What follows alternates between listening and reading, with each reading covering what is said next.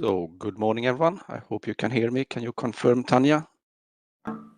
Yes, Henry. Good morning. We can hear you loud and clear. Good, thank you.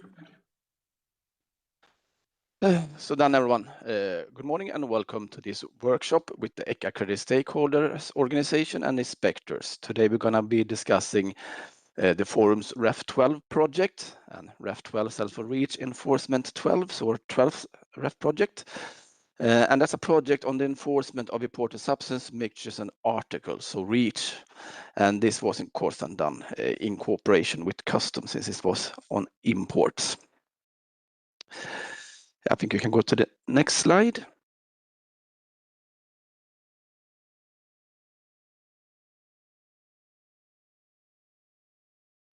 If you go back one.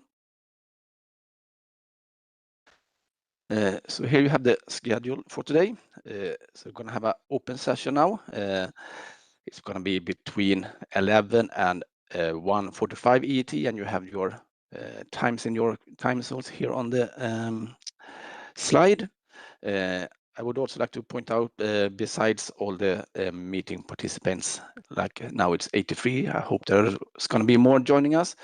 This workshop is also web streamed via YouTube, and that's a passive attendance. And after this, also this YouTube recording will be put up on the ECHA web page. So for the agenda for the open session, we'll have this opening, then we'll have a presentation on the project results. We'll have some presentation from stakeholders from BEOC and Eurocommerce. Then we'll have a break. Next slide.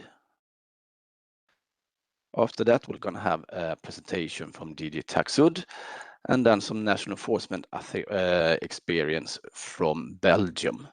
And we'll end with some discussion where you have the opportunity to take up anything that we have missed so far, or that you didn't have time to ask when the presentations were given. And then we'll end up with some conclusions and action points.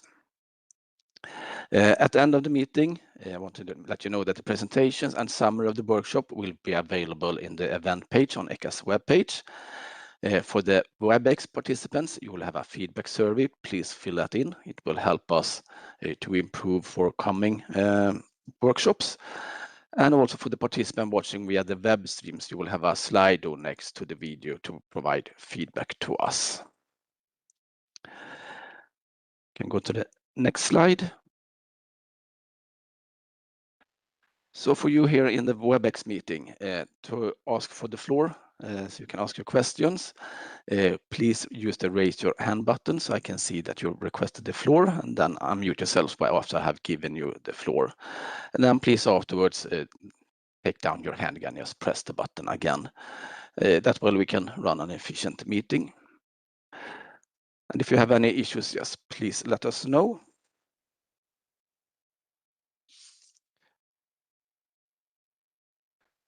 I don't know, I think that was the last one, right, Tanya? Yeah. So with that, we're going to continue on, and we'll start with the presentation on the REF-12 project and the results and recommendations. It's going to change my papers here. So maybe I should present myself as well. I'm Henrik Hedlund, and I'm the chair of this working group.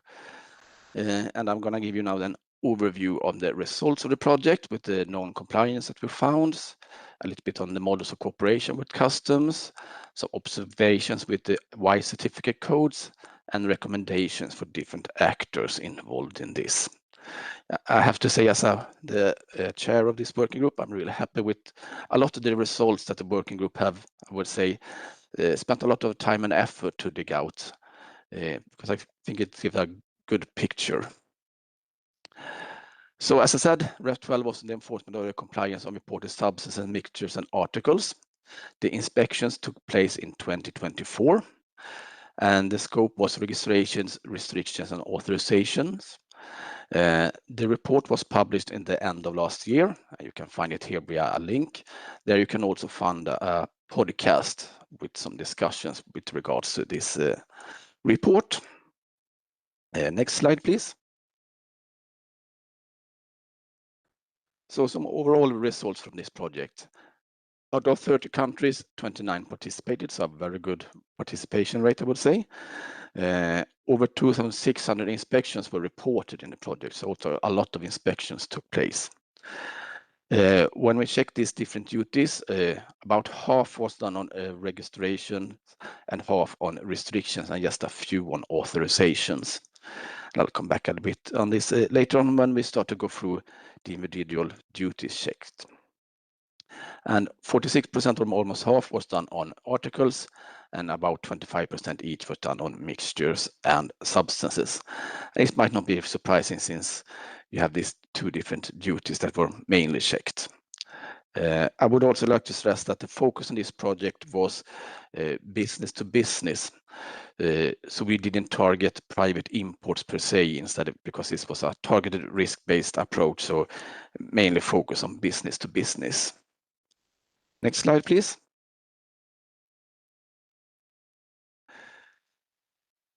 So based on the feedback we got, mainly using the TARIC identification systems, most controls were done on jewelry, but also a lot of controls was done on organic surface active agents, organic chemicals, inorganic chemicals, and so on.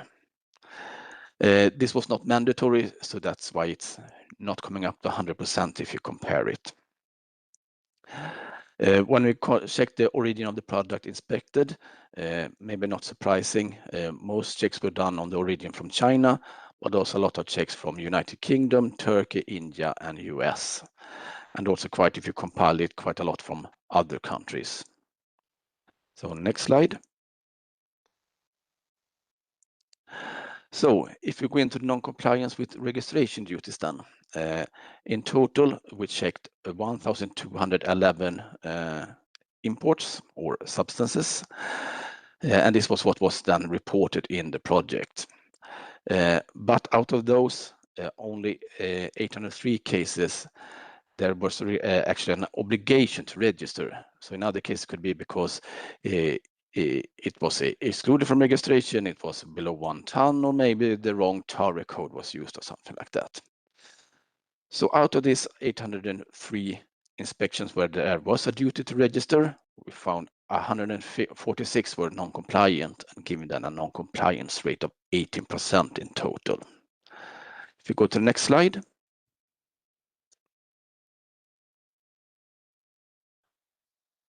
So after that, the working group started to break this down and see, was there any difference with substances as such, or when the substances was imported in mixtures?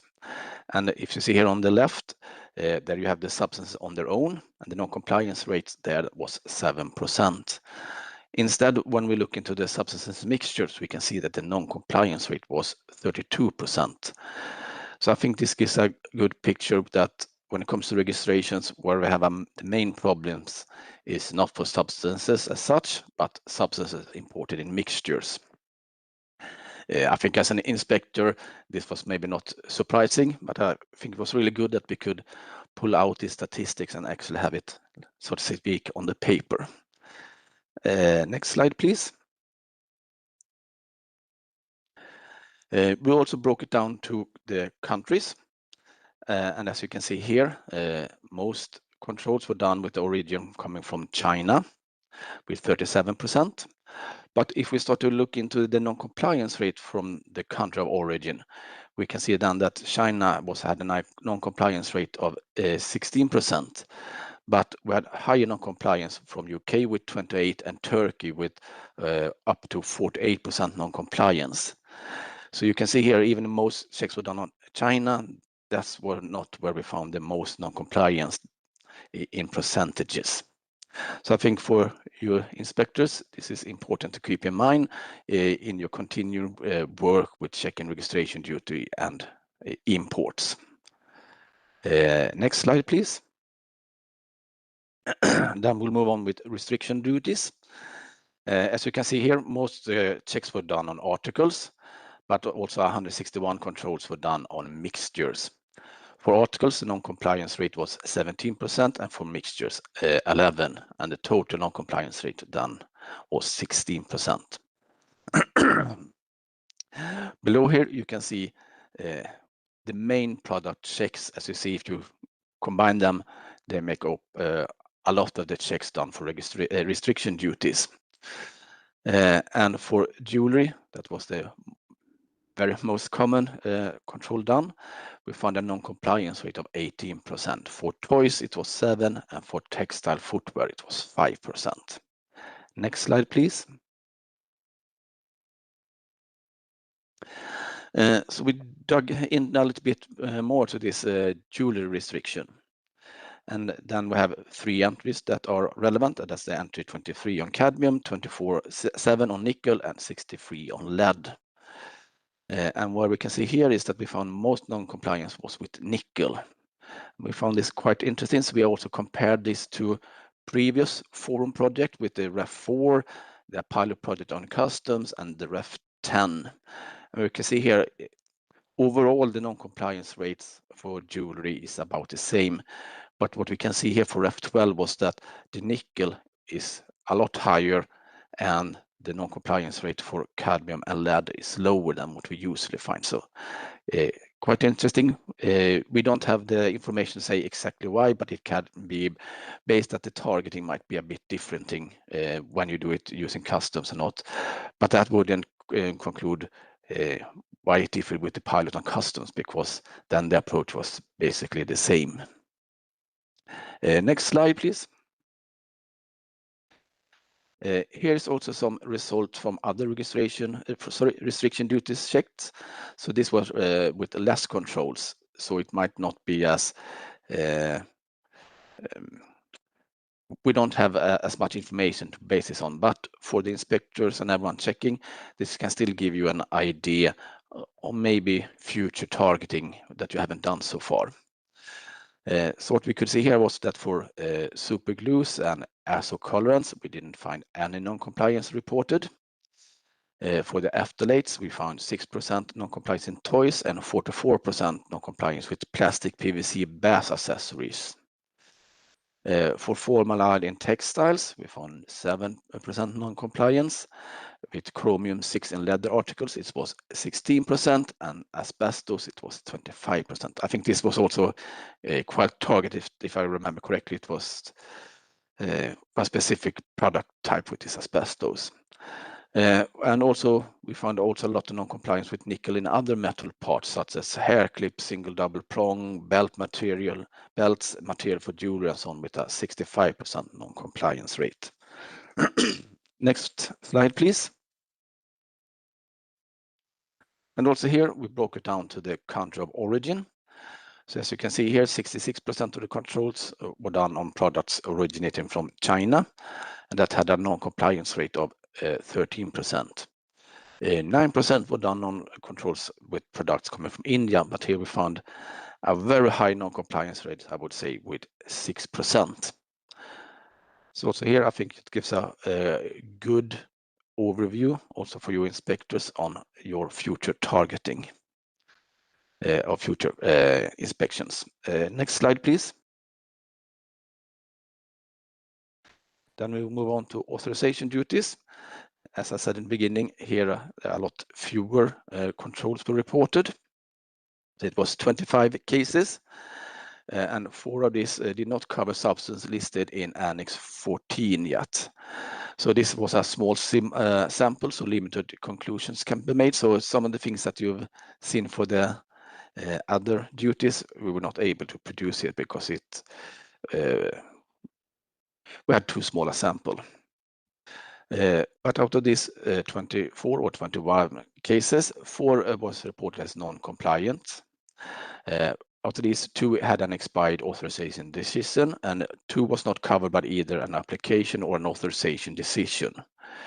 Almost half of the inspected cases covered one substance, and that was UV328 that had a recent sunset date during the operational phase of this project. We could find no significant link between the country of origin and non-compliance rates that we could identify. Next slide, please. In this project and early projects, Forum has developed some models of cooperation with customs, and we have broken that down for the registration and restriction duties. And as you can see, for them, different model corporations was used and also with different results. So that's also important to keep in mind that the model corporation might vary what you should use depending on what you want to check. So for registrations, the most used was the 2A, and that's when customs provides data requested by the NEA, and that was also what was one of the most effective one, where we found 14% non-compliance.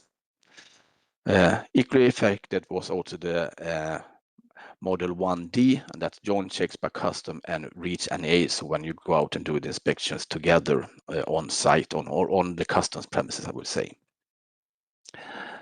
For restriction duties, most were done 56% using model 1B, and that's when customs asked the NEA to assess reach compliance for shipments identified through NEA risk analysis. And this was also the most effective with that 10% hit accuracy with non-compliance. So next slide, please.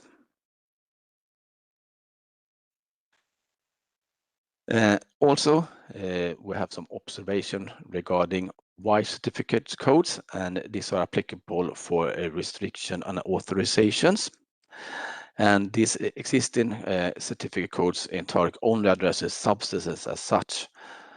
But as you saw, most of the restriction checks done were on articles. Also, inspectors reported some significant challenges when interpreting the company's use of these certificate codes. There was some specific problems with the certificate code Y113 being used incorrectly by companies. It's also important to take notice that the Y code Y105 also applies to situation with a pending authorization. So this was the first time we included these Y certificate codes, so that's why we also highlighted it a bit, and also when it comes to our recommendations later on. So next slide, please.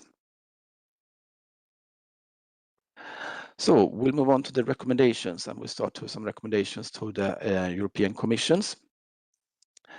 And that is to inform third-party countries about the products with high non-compliance repeatedly observed in enforcement project over the years, and invite them to raise awareness among exporters about the EU legislations too. So basically help us try to raise awareness about to non-EU countries. If possible, provide funding for expensive testing. To support member states in upgrading the role and the capacity of the customs laboratory in cooperation with the member states. Increase the risk profile at customs level for jewelry, and that's mainly due to this increased and repeated non-compliance observed. And also to consider the difficulties in enforcing the nickel restriction with this migration limit value, and if possible, identify ways to support NEAs on this specific restriction. Next slide, please. And as I said, this was the first time that we included these certificate codes, and also, you use more of historic. So there's some specific recommendations for Commission, and in this case, DG Taxud. And that's to clarify the meaning and the use of these certificate codes. Provide more detailed TARIC or other customs identifying codes for chemical mixtures and for articles with high non-compliance for registration and restriction duties. And also to update the TARIC code for the new entries in the list of substances subjected to authorizations as quickly as possible after the substances are listed. Next slide, please. There are some recommendations to the forum, and that's for future projects. Try to harmonize the consistency of the questions in the questionnaire with previous projects for better comparisons. So we try to harmonize them so we can compare non-compliance rates over the years, and also we can see if there is an improvement or not. Also focus its future projects and where applicable on the registration obligation of substances on imported mixtures, because that's where we found the non-compliance or the high non-compliance rates. The next slide, please. Also some recommendation for the national enforcement authorities, and that's to focus on the registration duties for substances imported in mixtures. continue to focus on the enforcement of REACH restrictions, in particular imported jewelry items, and also to focus on substances with recent sunset date to reduce non-compliance with authorization requirements for the relevant substance imported and placed on the market. Next slide, please.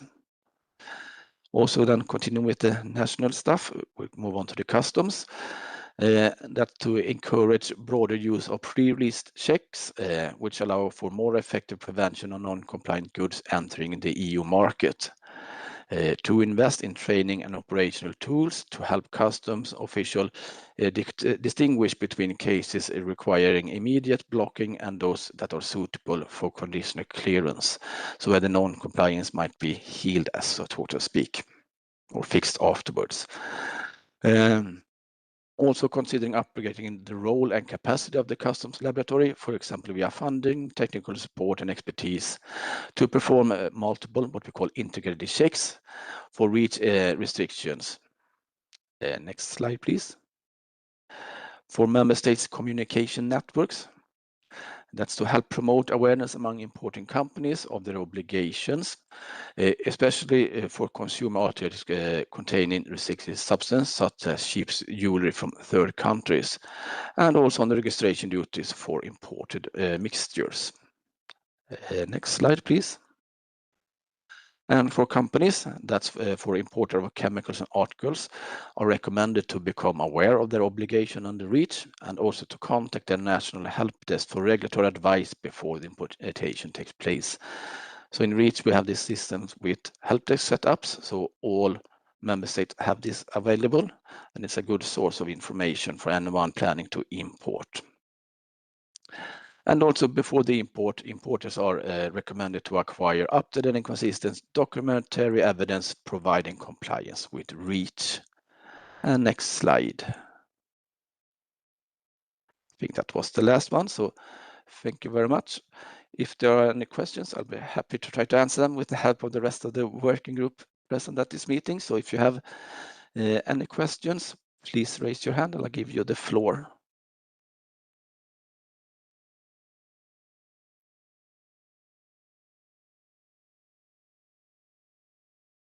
And first up is Miguel Aguado from DG Taxud. Miguel, please. Yes, good morning. I just only wanted to say a couple of things about what you have mentioned about DG Taxud. I'm currently working there, and I know a little bit more what are all these things. I think about the certificates. I understand that there are some confusion, or so there's some confusion.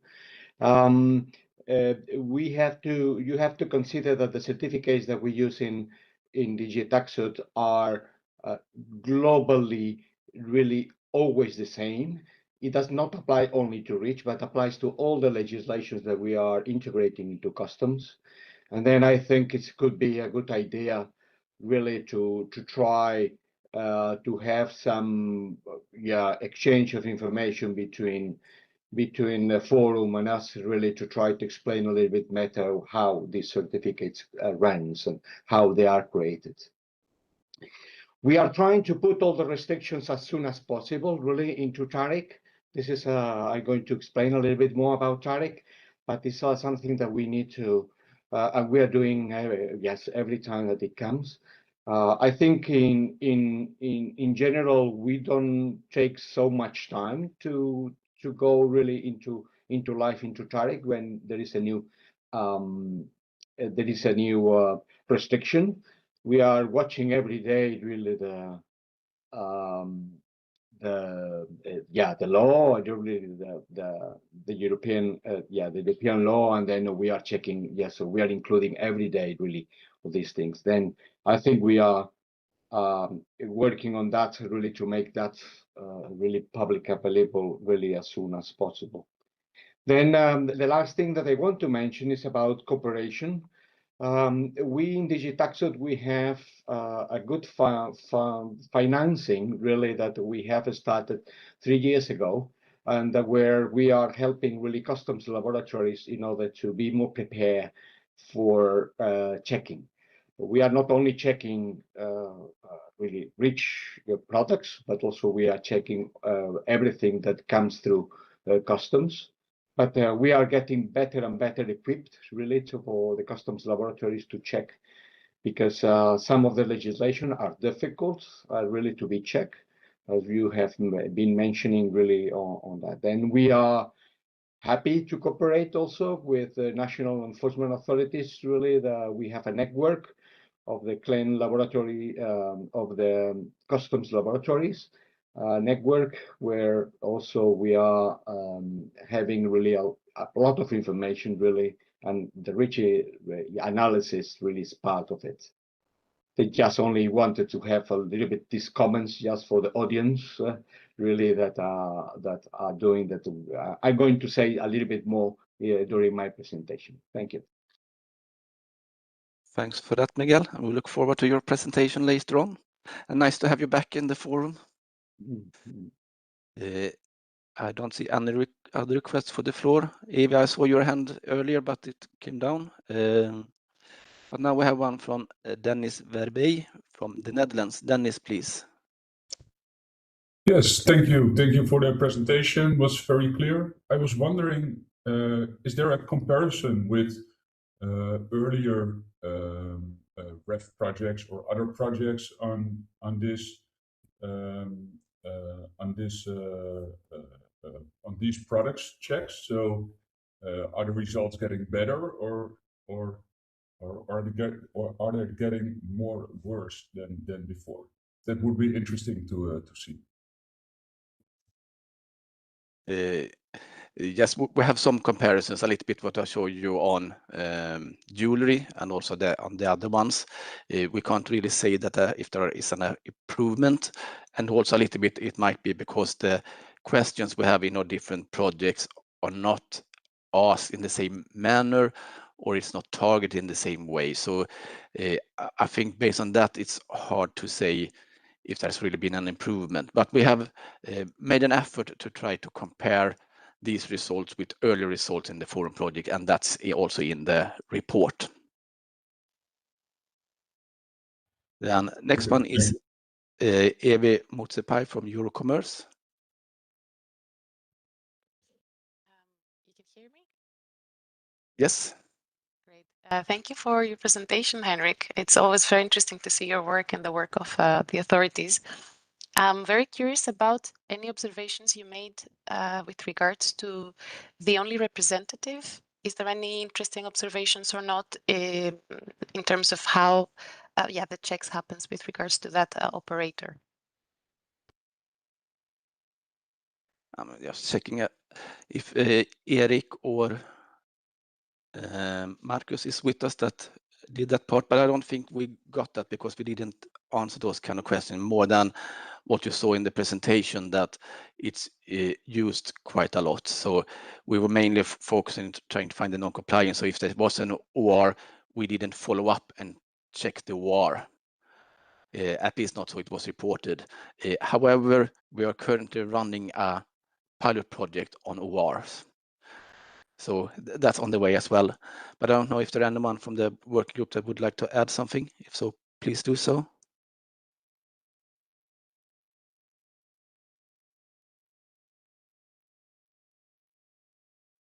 No, so I think they were happy with that answer. And then Evie, you can also look forward to another report on the ORs as such. Fantastic, thank you. And the next request I have is from Karin Ruma from Sweden.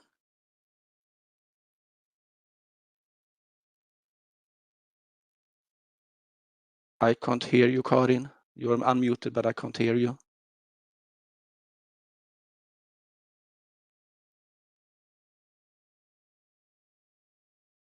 Tanya, can you hear Karin, or is it just me? No, we couldn't hear Karen, no. So she unmuted again. I still can't hear you. So let's see if you can get that working, Karin. If not, if you're at Kemi, you can run over to me and I'll give you my microphone here. And in the meantime, I'm sitting by our lockers. In the meantime, I'll hand the floor over to Maria Orfanou from Cyprus. Yes, thank you. Thank you very much. Can you hear me? Yes, Maria. Yes, hello, colleagues. I'm Maria Orfanou. I'm the vice chair for this working group and the Cyprus Forum member. So I would like to come back to the question on the non-compliances and the comparisons with previous projects. Actually, we had a few years ago the pilot project for the cooperation with customs, in which several member states, I think around 18 or 19, participated. On one of these two core elements were the checks for restrictions with at customs level. And what we have noticed is that the non-compliances for jewelry especially were approximately at the same level. I think around 18% was under that project. And here it was 16%, as Henrik mentioned earlier. So, and we have also made a comparison on these specific obligations, which was checked in other forum projects. And what we have seen is there is steady non-compliance, which has not been lowered over the years. And this is why we proceeded towards a recommendation to the European Commission that we need to have a closer look on the heavy metals which are presented in foam bijoux and they are restricted under REACH. Thank you. Thank you, Maria. Next one is Maciek Baranski from ECHA. Thank you very much, Henrik. Thanks. I wanted to come back to the same point that you just raised about the trends. Indeed, there are some further clarifications in the report, but we're also looking at the registrations, the rate of non-compliance with the registrations compared to the previous project. So, as you mentioned, Henrik, the checks were not exactly the same because in this project it was only the imports that were checked. But in the previous registration-focused projects, where there was both the registrations from Europe and those for imported substances, we also see that the trend of non-compliance is rising, because we see that 18% was identified in the recent project, and the previous project on specifically focused on registrations, the REF-12 in 2019, the registration non-compliance was in the region of 6.5%, and then before the 3%. Thanks a lot. Thanks for that clarification, Maciek. I see Karin is writing in the chat instead now. So about the EU representative, were you referring to ORs in registration or authorized representative, often labeling as a EU representative in market surveillance regulations? No, in this case, we did not, check the EU representative in the market surveillance regulation because REACH doesn't have that yet. So I don't know where we refer to that, but in that case, it should probably be for the ORs because we didn't check EU representatives in this project. Let me see. I don't see any other requests for the floor. I still see a hand from Maciek, but I think that's the old one. Yes. So with that, colleagues, I think we'll move on with the next presentation. And that's a presentation from BEUC, and that's the European Consumer Organization. And I'm happy to give the floor to Mikita Sobko. So Mikita, please, the floor is yours. Hello, Andre. Thank you. Hello, everyone. Mikita Sobko. I'm the International Affairs Policy Officer at BEUC, the European Consumer Organization, and I'm very happy to be here today at this webinar to present consumer perspective on the role of customs and try to answer the question, how can we make sure consumers are safe when buying products from outside of the EU? Next slide, please. So today on the agenda, I'll have a little presentation about my organization, who we are, give a little zoom on e-commerce and numbers, present some members tests, present you how we frame the e-commerce challenge or be it challenges, and present also how we see custom being part of the solution, but not the only piece of the solution, as there are other tools in the toolbox, be it present or future. Next slide, please. And so BEUC, or Bureau Européen des Unions Consommateurs in French, is the European Consumer Organization created in 1962. It's an umbrella organization of 42 members in 31 countries, so we go beyond the borders of the EU. We have members in UK, Norway, Switzerland, and we work on a variety of topics, more traditional consumer rights like passenger rights, safety, but also more new like digital rights or sustainability, for example. Our mission is to represent national consumer organizations who ultimately represent European consumers, and therefore to bring this consumer perspective at the highest EU level. So we work very closely with European Commission, Council, and European Parliament. Our members are national consumer organizations who work daily with consumers. That gives us immense valuable data to understand what are their needs and preoccupations. Our members usually produce surveys to better understand consumer expectations and behaviors. And finally, they also do a lot of product testing of products bought online or sold offline. Next slide, please. And so let's zoom in on the e-commerce issue. So I think what is one first thing to start talking about e-commerce is that today e-commerce is fully part of consumer shopping experience. 77% of EU consumers shopped online in 2024, and this number just keeps on rising. And 68% of these consumers actually are confident that what they buy is actually safe. Partly, we can have a different reality when it comes to maybe custom authorities. Today, there are over 13.5 million small parcels entering the EU every single day. This is roughly 180 parcels every second. There's an enormous amount of parcels to be checked, and it puts so much more challenges and complexity towards the custom authority to deal with it every day. We talk about a tsunami of parcels, to be honest. Today, this is already 3 times more than we observed in 2022. If I'm not mistaken, actually, the latest numbers I've seen yesterday actually are 15 millions per day. So it just keeps on rising. And 93% of them come from China. And for example, when we visited the airport of Liège, where I think the most of the e-commerce parcels come to be processed by the customs authority, only 0.005%, so a very small amount of them can be physically inspected, notably due to the huge amounts that are actually incoming. Next slide, please. And of course, when you actually seize those parcels and you look down inside, we see that a lot of products actually are not compliant. Our members have been telling for several years already that we live in a compliance crisis, especially when it comes to online marketplaces.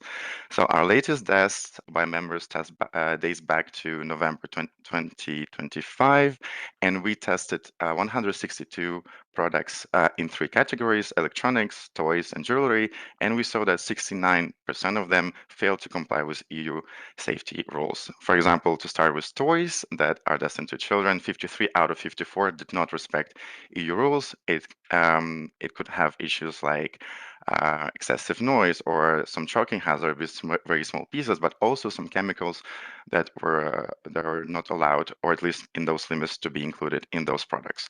On top of that, we had also electronics that I did not include in the slide, but I will just tell you that only I think two chargers out of 55 actually comply with all the safety rules.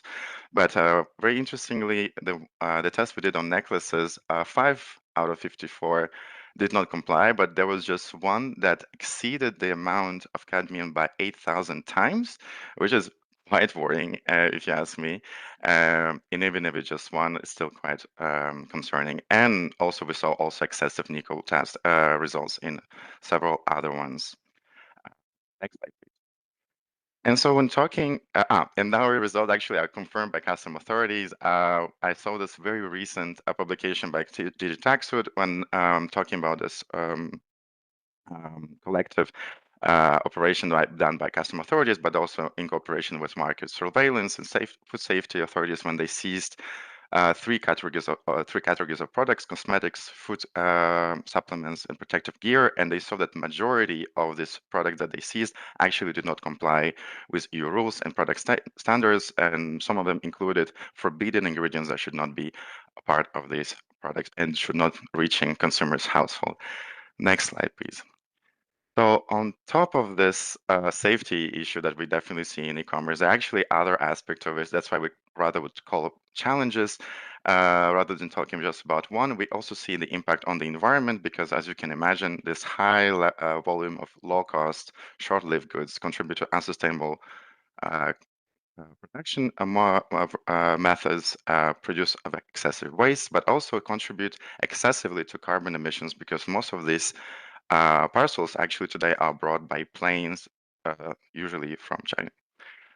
It also contributes to the question of competition, or rather unfair competition, because what we see is that non-compliant sellers gain an unfair advantage over legitimate businesses because compliance has a cost, and this undermines fair market conditions and EU competitiveness across sectors. And finally, we also identify several legal loopholes that maybe contributed to the situation in which we find ourselves today. I mean, one probably mainly one is the lack of direct liability for online platforms, online marketplaces for what they sell on their platforms. Also, when it comes, for example, to custom law, today consumer is considered to be the importer, so it's the consumer who bears the responsibility over compliance of products, which is kind of feels unfair and definitely not, I think, realistic in a way. When someone orders something from a platform, there is no way for them to know if a product is compliant, but that's how it is today.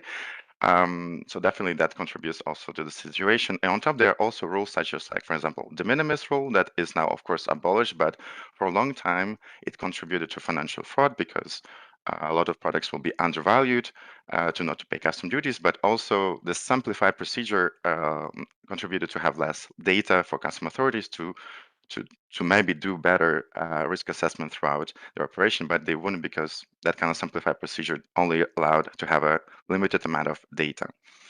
Next slide, please. And so we arrived to the heart of this presentation is the customs as part of the solution. We were very happy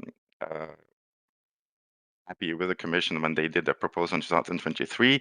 It has been 3 years of tough negotiations. Actually, very interestingly, the EU custom reform is about to be concluded this week, in 2 days, hopefully. Let's hope. I mean, nothing is written in stone, but still, it can be possible. And just to give a little snap of how we believe this reform can improve the situation, without being sure it actually will be in the final text, but we really believe it will.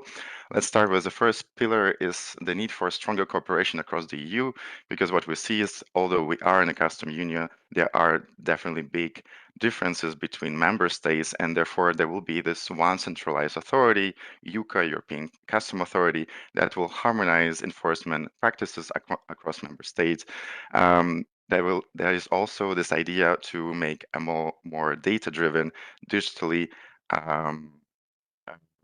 inclined customs system through one IT tool that will be EU Data Hub. In comparison, today there are over 100 IT tools used by customs throughout the EU. They're usually not interoperable, and therefore it does not contribute to further cooperation between member states. And of course, this reform also will contribute to better coordination between custom authorities and market surveillance authorities. For someone who have been on the ground, visited airport also in Amsterdam, we saw that some countries those are working really hand in hand, and they give amazing results. And in some member states it's much more complicated. So really hope there will be maybe some guidelines that by the authority to make sure this coordination is fluid as much as possible. Second pillar would focus on rather stronger enforcement capacity, because what we saw, even though the task of the custom authorities are being increasingly more challenging, they're on the front line of this tsunami of parcels, their resources have been acquired, stagnating, if not reduced. So there's really need to better equip custom authorities with new tools and stuff. Also, only apply simplified procedure to trusted traders that we can trust, who are compliant, who prove they are compliant. And non-compliance should lead to real deterrent and therefore an effective penalties. We also believe there should be a minimum set of infringements throughout the EU to at least harmonize and prevent border shopping by some foreign platforms, for example. And finally, I left the most interesting part of this reform that, at least from our perspective, is the most interesting, is clear responsibility in the supply chain. With this reform, consumer will no longer be considered the importer.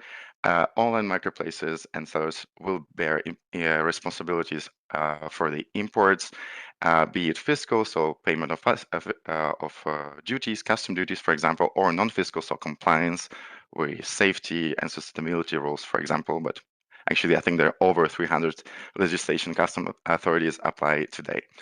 Next slide, please. But custom cannot solve everything, even though we would want to, but other things are also already available to be used in the EU policy toolbox. We have the consumer law, product safety law, REACH, Digital Services Act, sustainability law. But these rules are only good when they are properly enforced, and that's why BEUC is very glad to participate in this collective effort of enforcement. Next slide, please. We actually launched two enforcement action in the past 2 years against online marketplaces. So one against Temu under DSA in May 2024, and one against Shein last year under the consumer law. And they're still pending. We're looking forward to see the results of the investigations. Next slide, please. And so on top of what is existing, what else is needed? Well, there are definitely many things that can be improved, but what we see, at least on the political agenda, is the potential, the upcoming reform of a CPC regulation that could give the EU or the Commission centralized enforcement powers for some cross-border cases that will just simplify and make it more efficient. But also we look really forward to the EU Product Act that would modernize product safety rules, market surveillance rules, maybe would create a EU market surveillance authority and improve standardization rules. And maybe something that is, if I'm not mistaken, not on the political agenda so far, is maybe much anticipated REACH reform that could be essential to ensure quicker, more effective action against harmful chemicals in consumer products. That's all for me. Thank you, and I will be happy to answer any questions if there's time. Thank you. Thanks for that, Mikita. Yeah, with that, I would like to open up the floor if there are any questions or reaction to what you just heard. If so, please raise your hand and I'll give you the floor.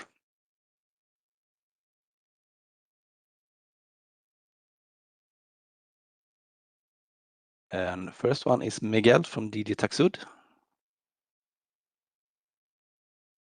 Yeah, good morning again. First of all, thank you for to BEUC really to refer to some of the news that really has been put recently from Taxud that really just alerting consumers that there are some products that they have a high possibility really of non-compliance with EU law. This is part of our job. I would like to say that I presume you see my presence here from DG Taxud as a type of cooperation between the Forum Chemical Legislation and Taxud. Therefore, we see that cooperation. Of course, we have to understand our different worlds. The chemical legislation is coming or has developed from a certain type of world, and we in customs we have been living in our world for many decades, much more than chemical legislation. Then we have to adapt and understand also our issues, really what we are doing. Then I would like to say that in DG Taxud we have taken e-commerce very seriously. And we are developing really certain number of actions, really with a number that they are targeting really parcels, really the amount of parcels that we are receiving in Europe really every day or every second. We are thinking about different possibilities, or including really taxing very low value really parcels that really, but of course that it can come really finally to derive some of that money really to the attention really for checking really these small value parcels. And then there is still, discussions. We are doing all that, or how much is low value. It needs to be 150, it needs to be 50 euros, so it needs to be how much. And of course, and also relating with the platforms, really in DG Connect, you know very well, really, the legislation. We are cooperating with them in order to see who has the right to be fine, to be non-compliant. So I think that the responsibility of consumer, it has a certain value. It has a certain responsibility, really, consumer also buying. Of course, in the current, but of course, this is not a Digitaxo point of view, but from my point of view, it's really we need to think that not to give only to the platforms that they have really responsibility to put it there. We are giving, but also we have to give a certain responsibility to consumers, that not to buy things that are not compliant. And then this is a little bit of we have to think really what is the best way, really, how to make that run. That's all from my side. Thank you for the presentation. Thank you. Can I also then reply? Thank you for. I think the comments you made were very interesting. Especially, it's true that the custom world kind of also works in the silo from everything else. So it's very important to connect, and I think that your presence here is definitely super important.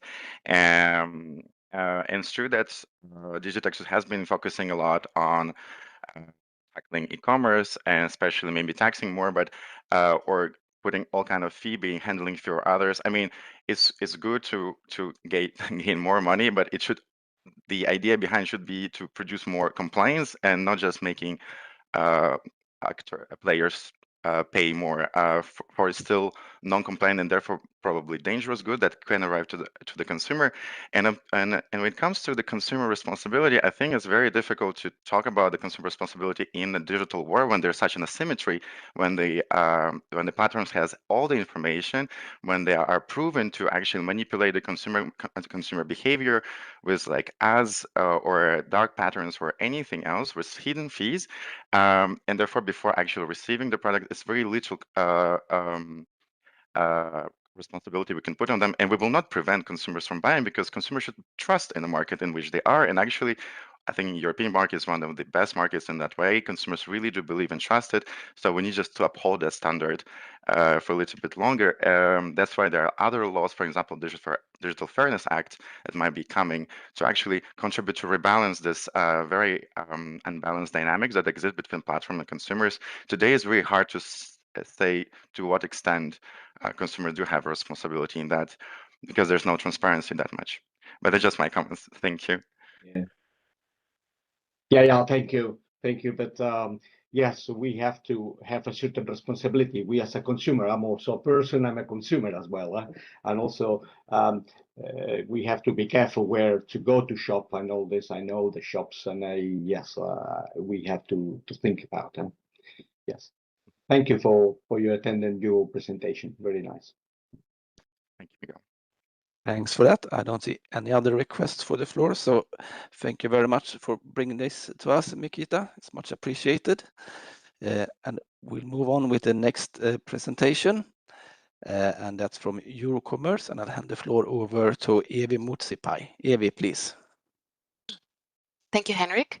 I think it's a very interesting mix of presentations that you chose for today, because I will refer to another issue that we see in enforcement, and we will target recommendations to an operator that we think is weak in the enforcement framework for product legislation. And it was mentioned before, I think, from a question. It's the authorized representative, and we can make an interesting analogy with the only representative, which is in chemicals. So I will start by introducing Eurocommerce with the next slide briefly. So we are an association, principal European association, representing the retail and wholesale sector. We have in our membership national associations across the European Union. We have member companies that are 34, as you can see on your screens, but we also have members that are affiliated associations on a European level. And the retail sector, just to give some interesting figures about us, we are present in every city. We are the largest employer in Europe, providing 26 million jobs. And in our sector, we represent 5 million companies, of which more than 90% are SMEs. And if we move to the next slide, we can see the membership on the left side of companies. We can see also the distribution of national associations across Europe and our affiliated members on the bottom. In terms of the product coverage, it can be anything basically, from DIY products, textiles, cosmetics, toys, detergents, you name it. And of course, food, which is not the focus of our presentation today. And I move on to the next slide. In the next slide, there is our campaign for all, which is basically compliance for all campaign, which is basically a work stream that started a couple of years ago, maybe even more, and it's focused on looking at the playing field, the level playing field, and let's say the challenges that e-commerce present that were very well described previously by Mikita. So I will not spend time with providing facts and figures there, but online you can find our own repository of information, data, statistics, and studies conducted by authorities, national associations, trade federations, or including NGOs on what the issue is with non-compliant products in the EU market.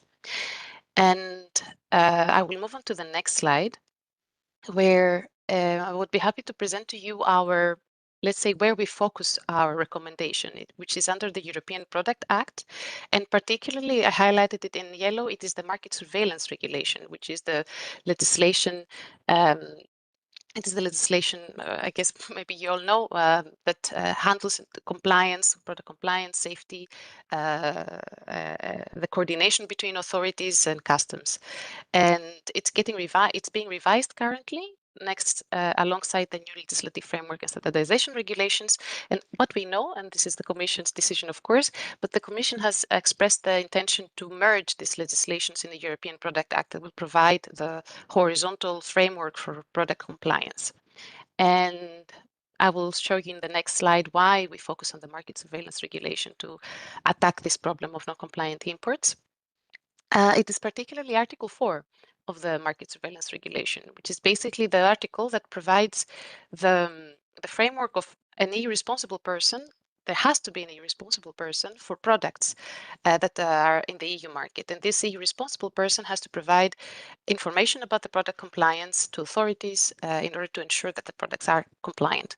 The operators listed are just below the EU manufacturer importer, the EU authorized representative, which is basically an actor that is designated by the non-EU manufacturer in the EU to handle the tasks of product compliance.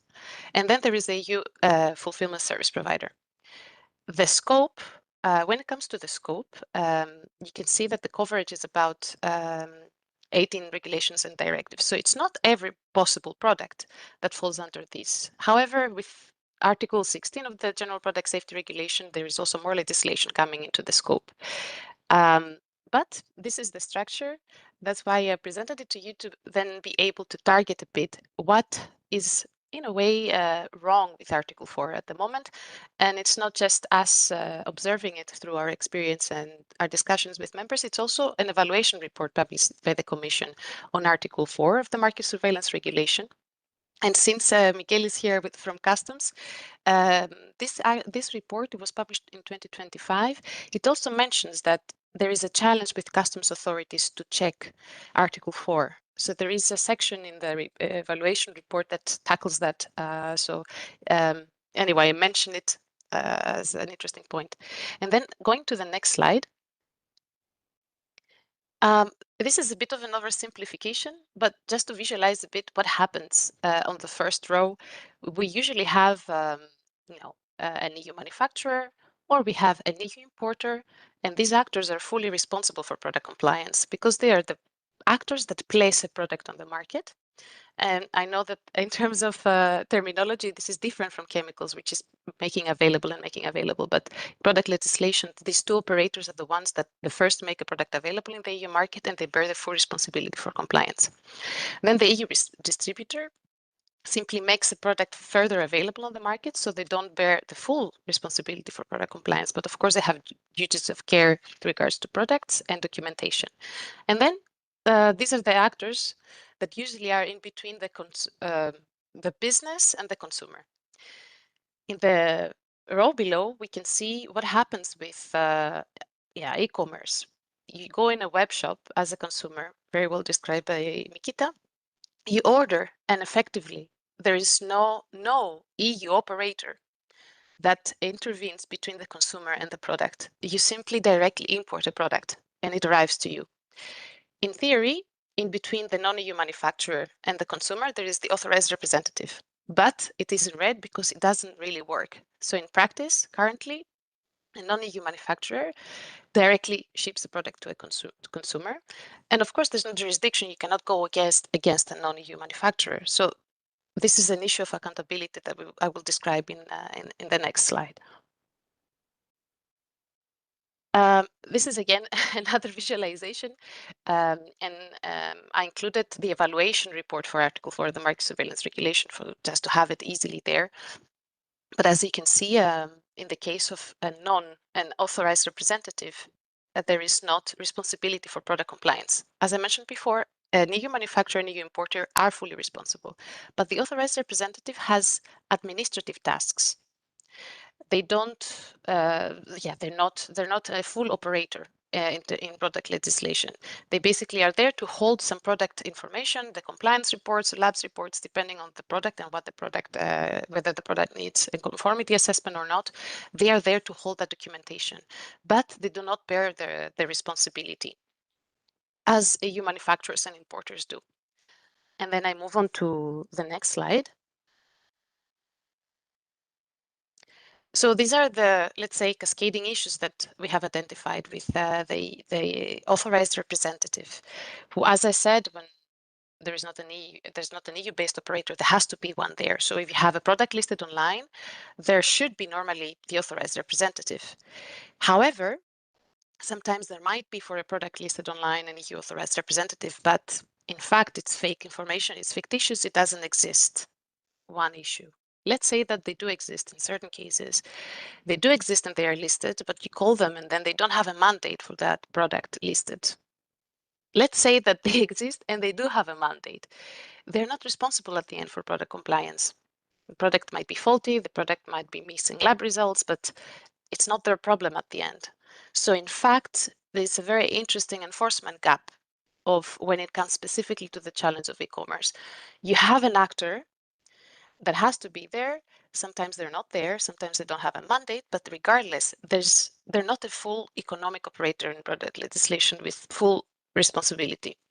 So we move on to the next slide, which is our recommendation.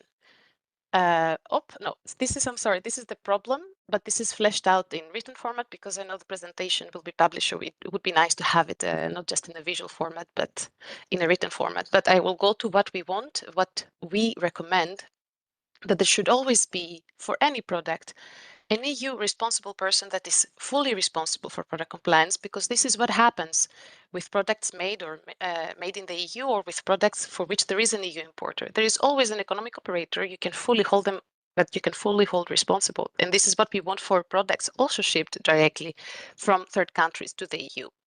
Because it is an issue of safety, of course, it is an issue of compliance, but it's also an issue of accountability. Because currently, if you're not based in the EU and you're a non-EU manufacturer, you don't need to have the cost and concern of compliance, since no one can reach you there. So our solution, which is in the next slide, I hope, our recommendation is to establish a central database where you have the list of certified, and I will explain by what I mean by certified, authorized representatives. So there should never be a question about whether the authorized representative listed on a web shop online marketplace is fictitious or not, because there will be a list, a centralized list where you can always go and cross-check. Does this person exist? That's clearly the case. You don't need to call, you don't need to send emails to verify their existence, because that would have already been done in a central database. So that's one part of the solution, solving the first part of the problem.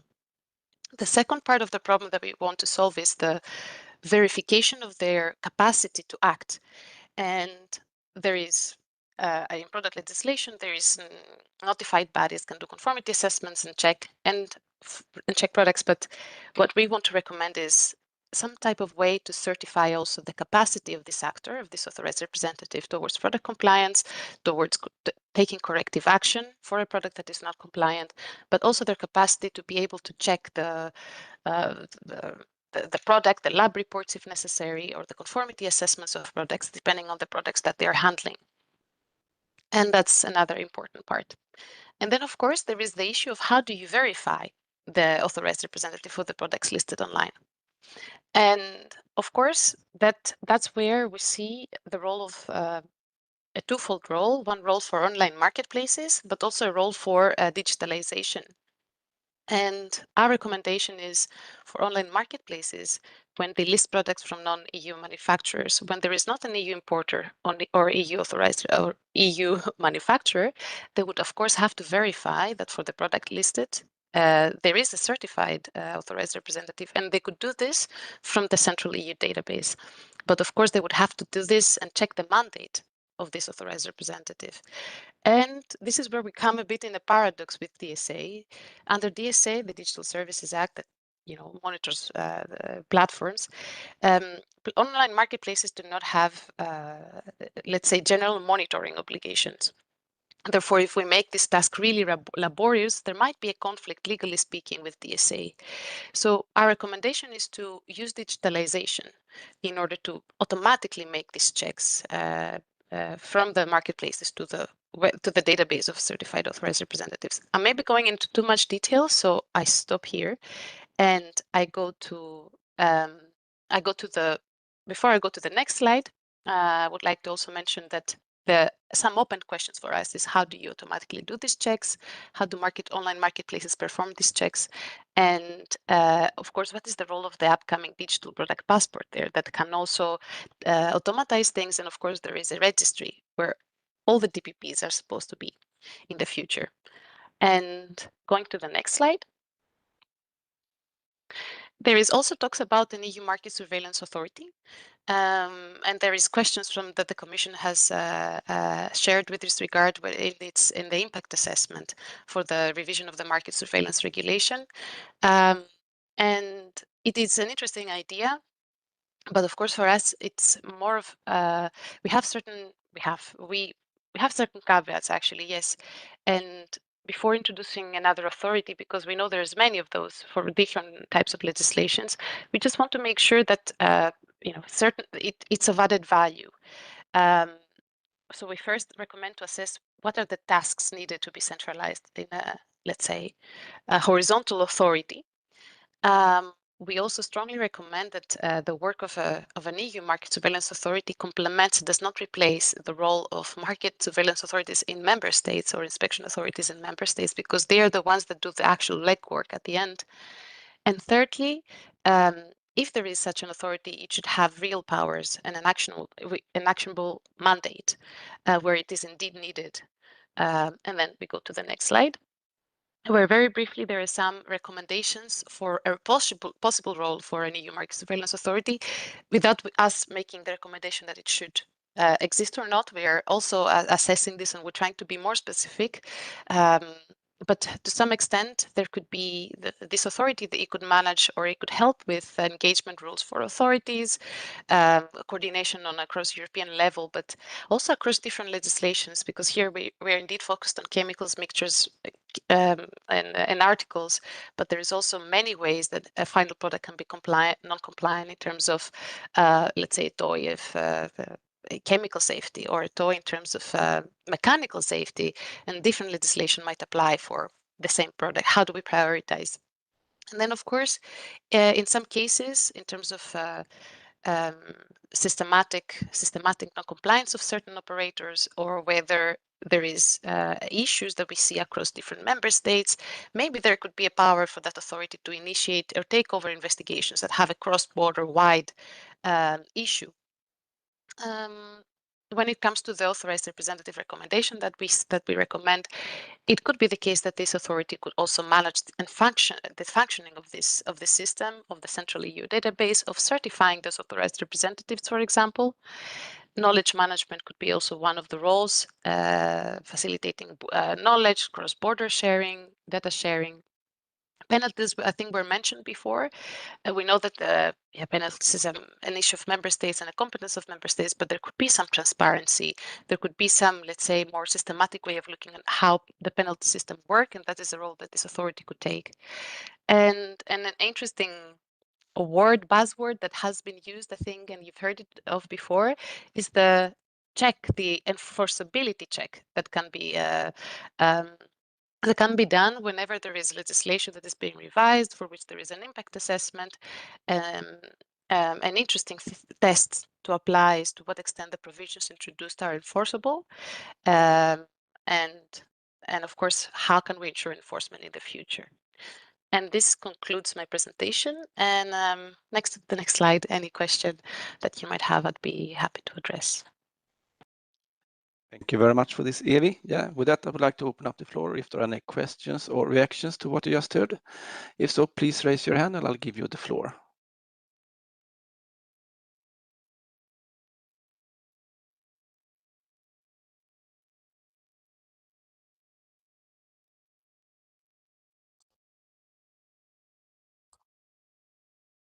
And first one up is Eugen from Austria. Yeah, good morning, Henrik. Can you hear me? Yes, loud and clear. That's good. Evie, thank you so much for your presentation. I think your analysis of the Article 4 authorized representative is really somehow the common sense now, after we have seen this report from the Commission that has assessed the situation. I just want to highlight one point of the concept that you present. You know, you have this idea with the database of the authorized representative, and we have a similar idea for the products that we have a database, the digital product passport.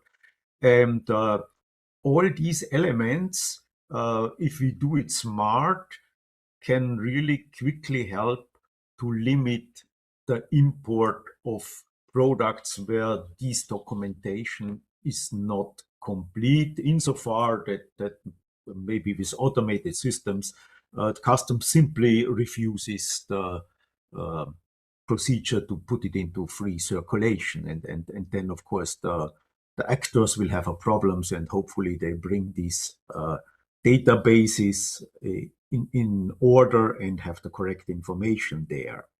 It is very important when we set up this kind of digitalization with these databases that this is not a new duty for us enforcers to check the correctness of this information. That's the key pitfall that we have to avoid. So whatever we do with these databases on products or on responsible persons, it needs to be somehow a self-running system. So to say that once information is not correct in these databases, and we all know these databases are very incorrect typically, yeah, then that the problem is not on the enforcement authorities to prove that there is something incorrect, but that the problem is that products simply cannot move in the market. And for the import, this might be really very, very straightforward. So if we do it smart, one can imagine that one can make it work. The single window, for example, in the customs, yeah, just to give a word.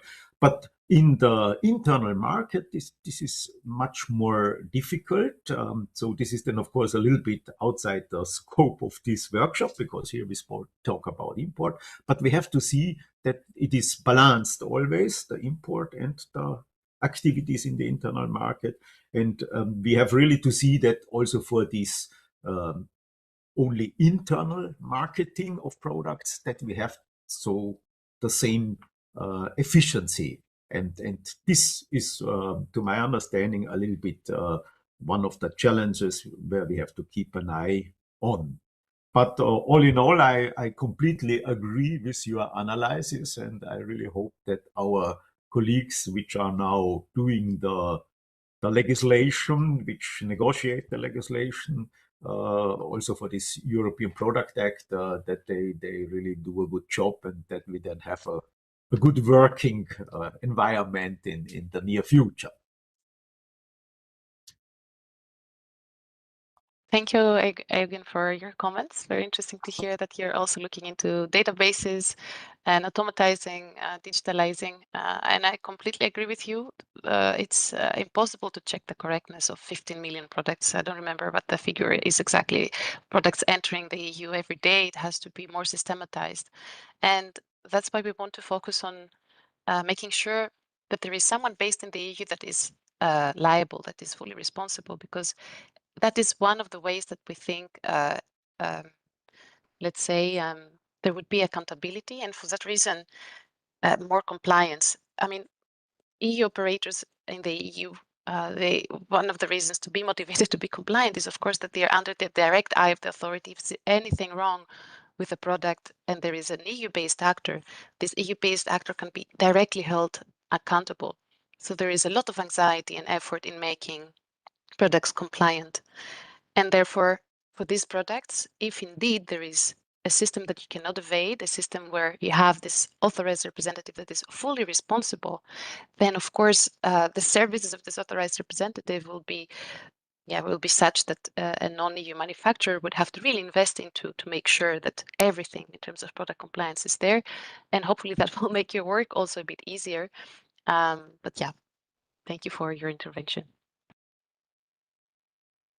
Thank you, Evie. I don't see any other requests for the floor, so just a little bit of summarizing a little bit of these two last presentations. So, as you heard here, a lot of things are going on with legislations being developed.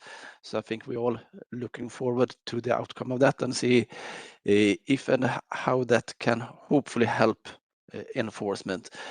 Also, I would just like to highlight also that, because I don't know if everyone here is aware that for instance, this project on Article 4 and things like that, that we have something that's called the European Product Compliance Network that gathers all the different ADCOs, where Forum is one, and also the member states.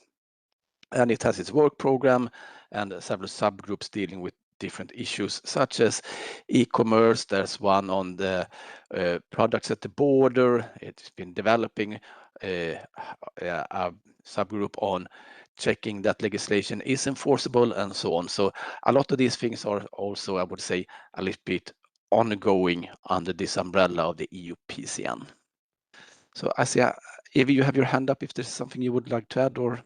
Yeah, last point. I forgot to link some position papers in the presentation. So yeah, I would ask Tanya, who has helped me a lot with facilitating the presentation today, to share another one where there will be links to our positions, because all of these, of course, are extendedly written in our position papers. Thank you very much. Thank you very much for that, Evie. So send it to Tanya and we'll make sure to add it, and that they will be uploaded then on the ECHA web page when everything is published. Thank you. So with that, I think it's time for a 15-minute break. I don't know if we have a clock coming up, Tanya. Yeah. No, so we'll have on the screen the time that we come back. So it'd be then 12:35. Yeah. Okay. So everyone, please enjoy your coffee, and I'll see you back here in 15 minutes, and we'll continue on with the workshop.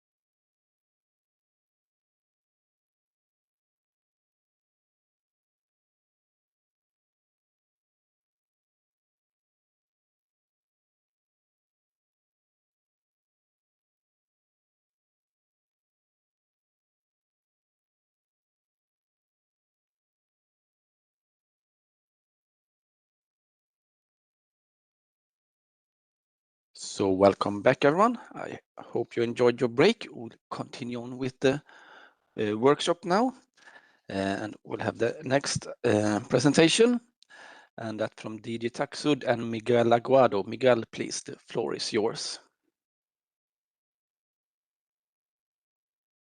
Thank you.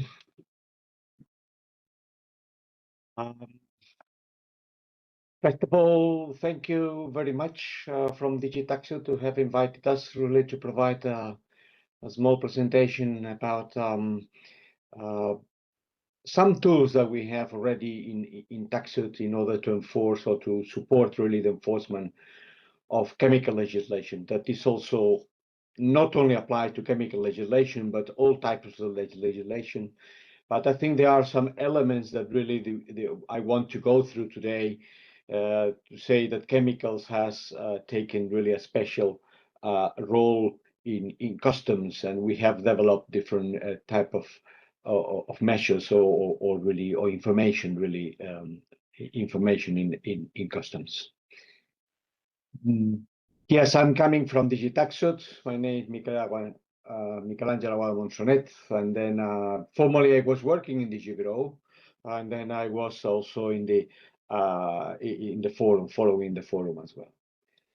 Next slide, please. Yes, today I'm going to be short. I'm going to say a bit about customs. Nothing really. I can be talking here about customs for days, but I would like just only to focus on a database that we have that we call ECHA database. This is the European Customs Inventory of Chemical Substances that is important really for customs, and also it can be important as well for enforcement authorities of chemical legislation in general. Also, we have a specific code that we call the CUS, that stands for Customs Union and Statistics Code. That's really specific really for chemicals, but I will go a little bit more into detail in my presentation. And also I will say a little bit about TARIC, the use of TARIC really for the implementation of legislation in general in the customs world. Really, it's how we integrate different legislation really when we are dealing with the imports and exports of products. Then a few conclusions. Next slide, please. All start with the customs declaration. Really, when you try to import or export really a certain good into the EU, not only the EU but everywhere, you have to fulfill a customs declaration. That's the type to declare what is the type of good that you want to import or to export. And then here I put just only a scheme really of how it looks really the European community really the customs declaration. Now, all this now is IT. It's not anymore on paper that it was really years ago, and really the persons that are importing or exporting really they have to fulfill such information. Such information is for the customs authorities to know what is going on and what is really exporting, importing, and it's very important as well because also that declaration it gives you how much tariff you have to pay really to import or export really the goods. Then the important thing is that the first thing that you have to do with such type of good is really to provide what is the combined nomenclature where you are classifying really that good is the tariff classification. Is the CN. As well, you have to provide really in the case that a certain the good is touched by a legislation that you are importing or exporting. Then you have to as well to give really the tariff code. You have to follow because a certain legislation that it goes to the goods, it needs to fulfill really such a legislation, and then tariff takes that in control. And then specifically really for chemicals, we have developed for a long time really here in customs what we call the CUS. The CUS, I will go a little bit more into detail what it is, but it's also very useful for us really, and it can be also for for enforcement authorities really to know what it does mean. Next slide, please. I start a little bit with ethics. Ethics, the idea of ethics is not something new. It comes from 1974. Really, it's a long time ago. Really, the customs authorities, they felt that really it's necessary, really, to treat this type of goods that are difficult. Really, the chemicals.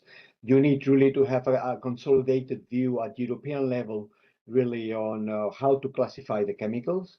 And that it was where in 1974 appears the ECHA really inventory. At that time, it was on paper. It was a big document. And then in 2024, we have made really our anniversary of the 50th anniversary of ECHA.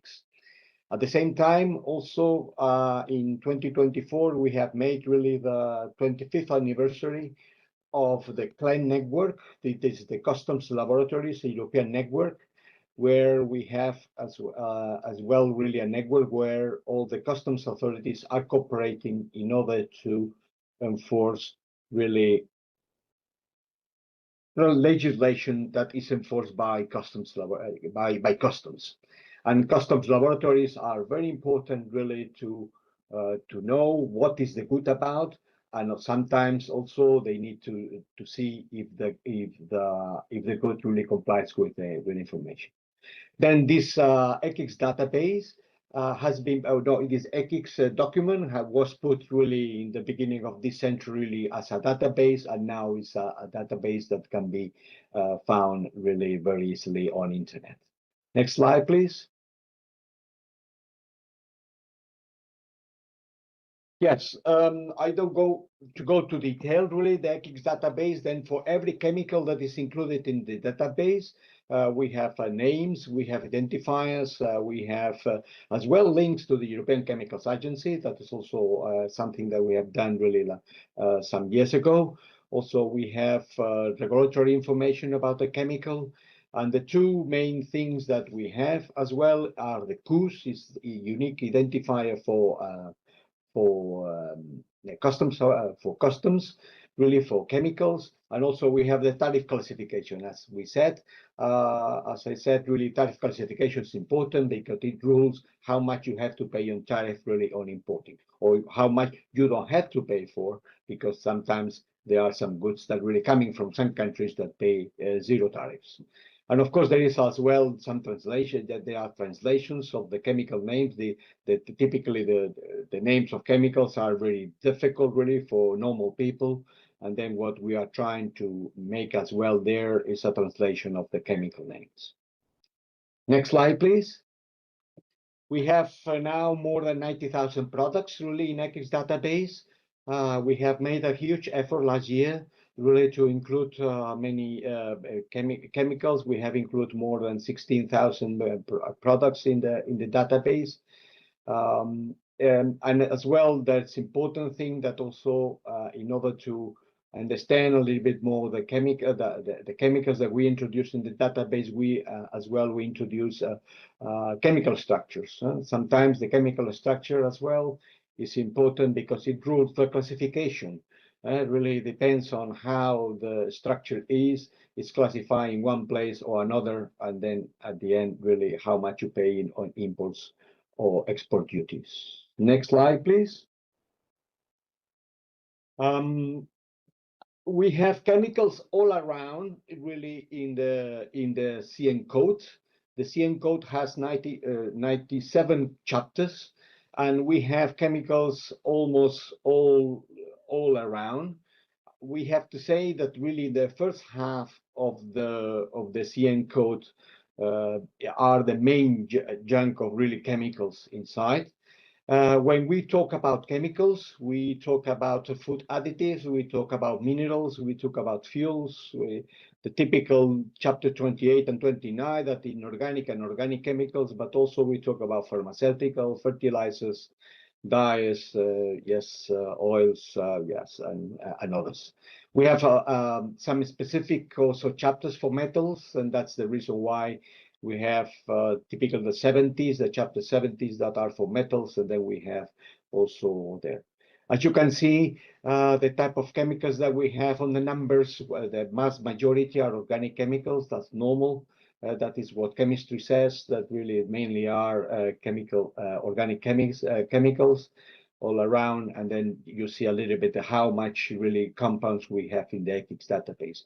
Then every compound that is in the ECHA database, it gives you the CM code, and then where you should tariff classify really the chemical itself. Next slide, please.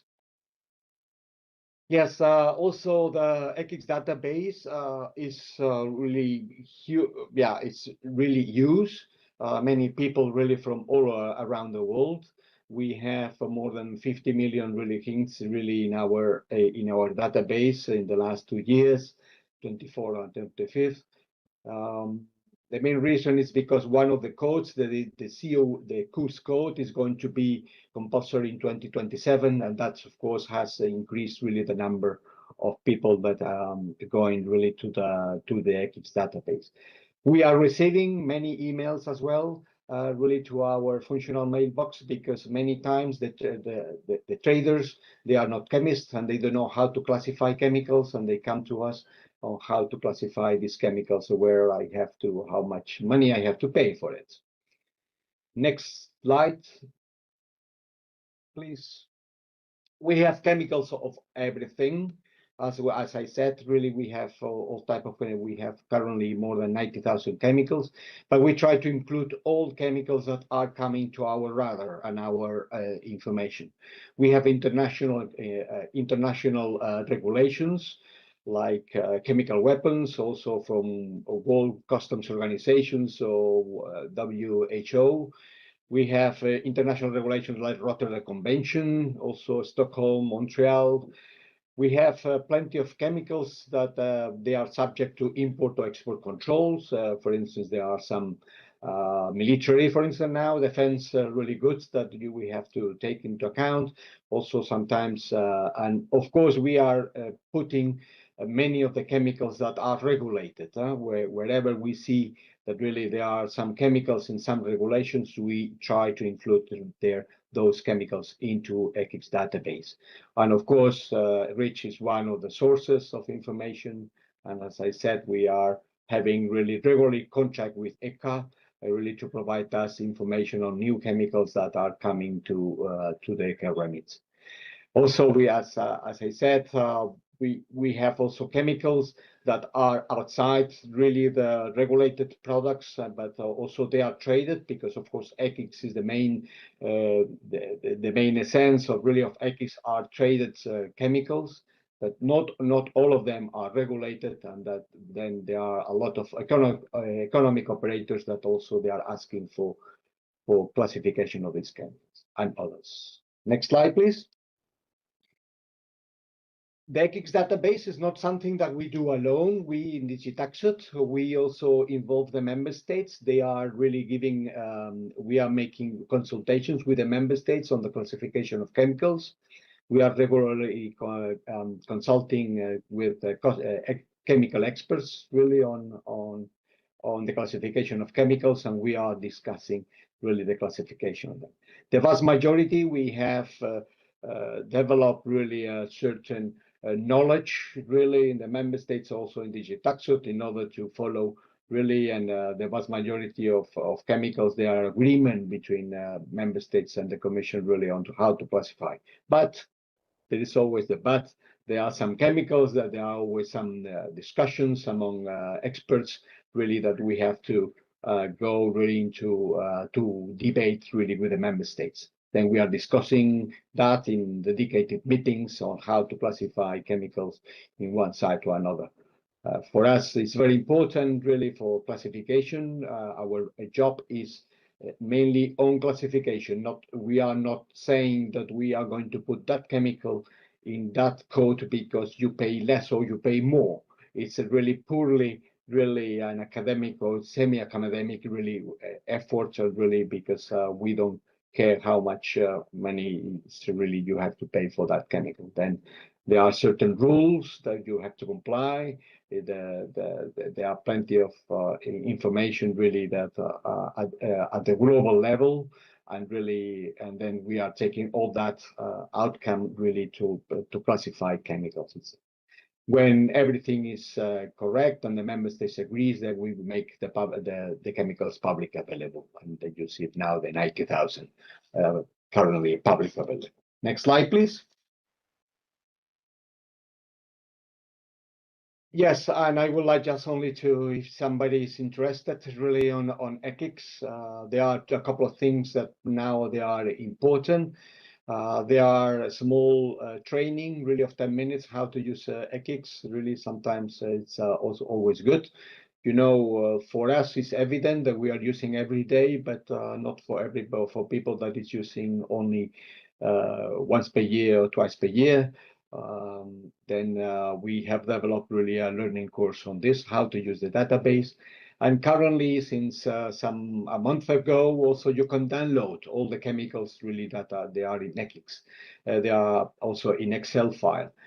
We know that there are some traders that they are dealing with hundreds of thousands really chemicals really every day. And then there was a request from traders really to download the chemicals, the ethics, the content really in Excel form, and that's already public available. Next slide, please. Yes, as I said at the beginning, more than 50 years ago now, the COS, the CUS number, was created. The most important thing now is that the CUS code is going to be compulsory in customs declarations really from 1st of March 2027. That's the reason why it has increased really the number of visits really to the ECHA database. The important thing is that the CUS is a unique identifier. It will permit really to have more precise statistics on really the type of chemicals, because many times really the CN code is not enough really for some statistics that we are carrying out. We are going to have a better, more granularity really on the targeting of chemicals. The CUS codes do not change because relates really to the chemical itself. But whereas, for instance, in the case of the CN codes, we change CN codes every year. It doesn't mean that the CN codes, all CN codes change every year, but we are adding, or we are moving and changing really the CN code. So we are putting new CN codes, etc., etc. And then, of course, the CUS codes will support really the customs implementation, because we believe that it will be also integration of EU regulations really will be much easier. Many times, really, the CN code is not enough, because sometimes they go really to more specific chemicals itself. They look like that, really, and then this is only one example of the sodium perborate, really, for instance, the CUS code for such a chemical. Next slide, please. Then that now I finalize the CUS, then I would like to turn to the TARIC. The TARIC database, as I said at the beginning of my presentation, is how we apply EU legislation really in the import and exports. That's an important system in order to implement all the EU legislation that we are developing here in Brussels on how to when such legislation deals with imports and exports, then we create really what we call the TARIC codes. The Commission is legally binding to maintain and disseminate the TARIC. That's the reason why I said at the beginning, really, my comment that we are trying to implement really as fast as possible, including restrictions, for instance, or authorizations, because we are legally bound. Then we are trying to put really to that information really as fast as possible. We try to prepare ourselves really, because of course the legislation is not from one day it's coming, but we know that we try to prepare, but you need to yes, yeah, we try to always to be on time on this. And then the important thing about TARIC is that it's uniforms really how to apply legislation really in customs union. And that's also an important thing, that is an added value really that we put there, that everybody, all the member states, they apply the import-export really in legislation really in the same way. Next slide, please. Yes, the TARIC, in TARIC we make a lot of legislations integrated in TARIC. Those are here in this slide just only one example, just outside your typical work really on REACH. But we do sometimes we have favored nation duties. For instance, last days has been signed the free trade agreement with Australia. Then we have to implement this new favored nation duty. We have as well suspensions of duty for some chemical for some products, and of course some of them they are chemicals. Also we have the trade agreements, what I was saying, that really for Australia we have with New Zealand, with South Korea, etc., etc. We have sometimes also some chemicals or some, not only chemicals, but also some products that our colleagues from DG Trade, they say that really there are some anti-dumping, that we have to put some anti-dumping really for these chemicals or anti-subsidies.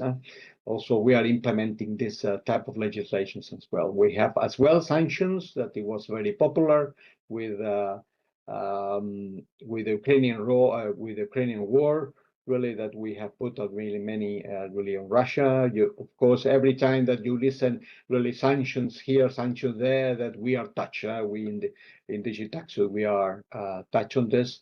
We have as well controls exports, for instance, for dual use for defense issues or dangerous chemicals as well. Next slide, please. And then how it functions. So as I said, we have the CN code. This is a world customs organization law that we, the European Union, we are obeying. And then we have there at world level, they are discussing the 6 first digits of that. Then we have the headings, and then we have the subheadings, and then we have up to the 6 levels.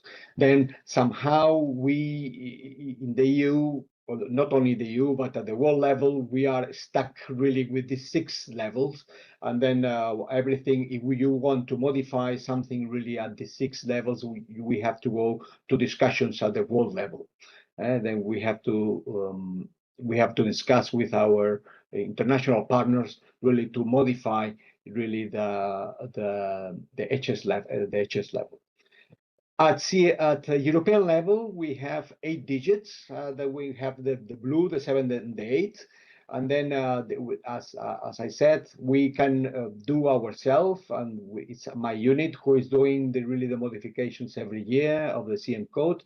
As I said, we are modifying every year really the CN codes, and then we are creating new ones. We are removing some of them, and then that's the type of work that we are doing. And then we have the 10 digits, that is the TARIC.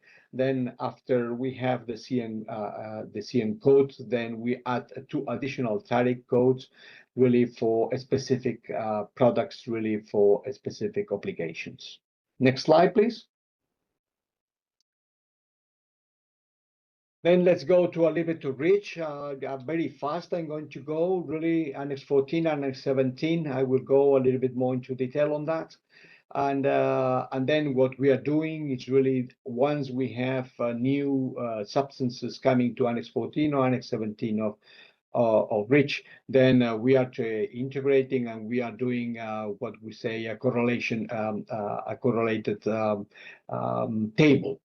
because of course chemicals needs to be put really in the CN code, in the proper CN code. And for that, we are using ethics really to know if the chemical is there. If not, if it's not there yet, then we include that chemical in the ethics database. Next slide, please. The tariff code is yeah, you can go to visit. You can see a little bit what is there inside. Yes, just this is only one example of one of the arsenic trioxide. That is one of the compounds that is in Annex 14.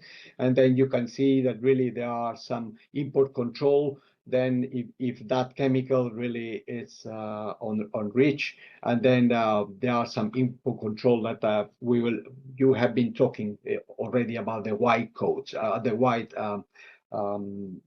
yes, yes, certificate, sorry. I came out to remind, yeah.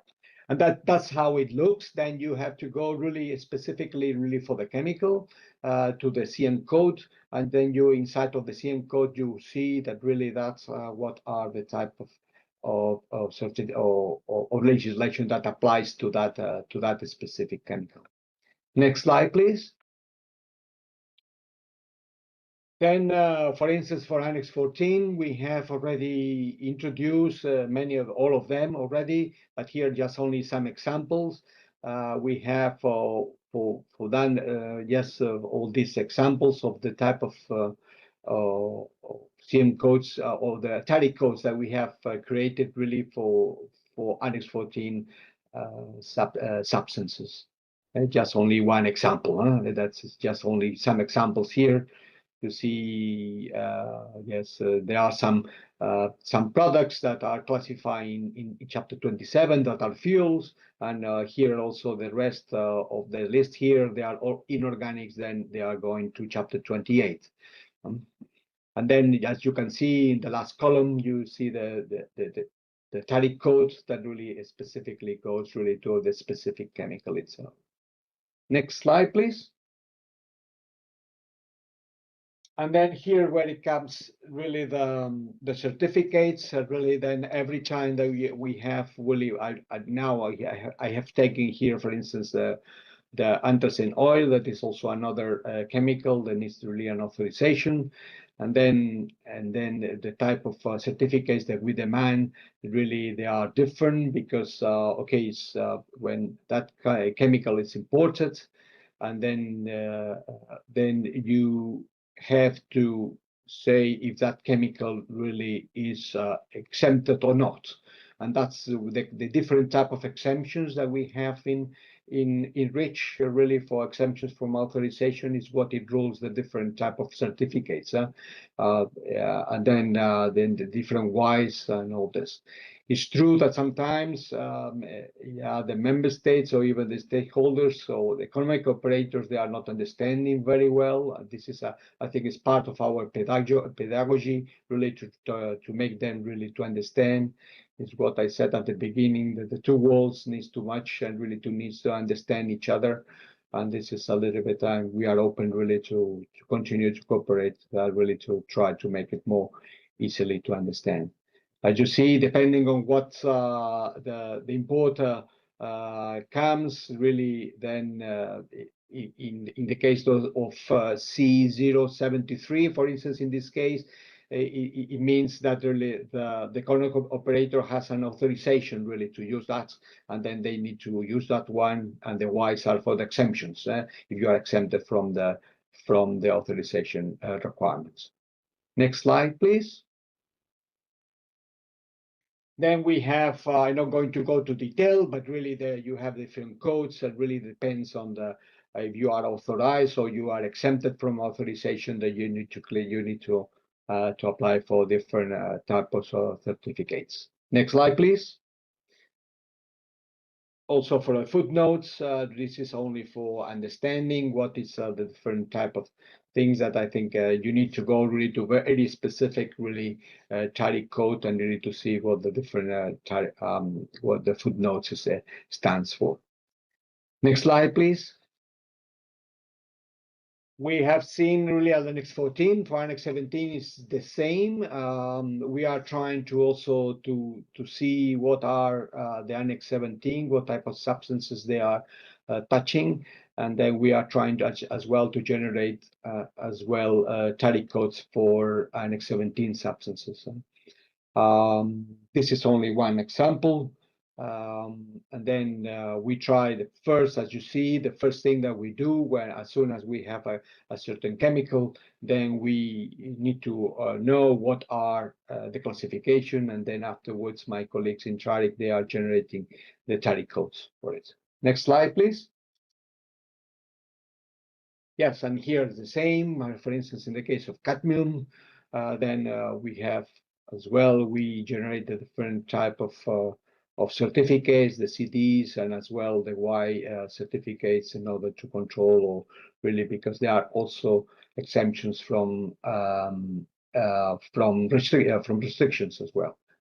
Then we have to, for instance, in Article 2, there are some exemptions there for some. Okay, just only next slide, please. Maybe this information is more for reading afterwards, for somebody that wants to know a little bit more how it works. But this is only the different type of certificates for Annex 17, how it stands, and what are the exemptions from that. Next slide, please. As well for the footnotes, to try to understand better really what this tariff. And just for small conclusions on that, we have seen that really the implementation of authorization at customs levels is relatively easy. Although you have seen really that of course it requires really the application of different certificate codes and all this, but of course it's relatively easy. It's also similar to other legislation, not only chemicals, but also other legislation then we are used to do that. In the case of restrictions, they are a little bit more difficult to be implemented because many times restrictions, it goes really to a certain type of goods.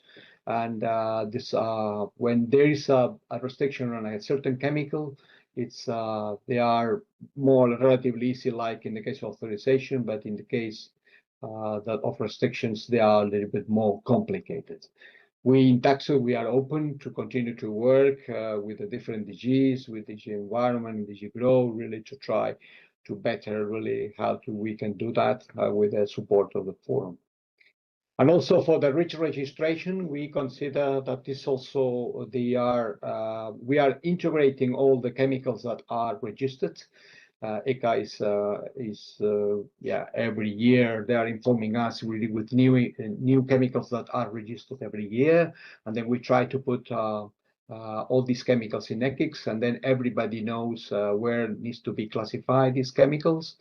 And then and in the case of really when the application of the customs in 2027 of the code CUS code, then it will be much easier really to know how much or of that specific chemical has been imported and exported. And I think it's going to be helpful not only for customs, but also for other administrations that will be possible really to know really the import and exports of specific chemicals.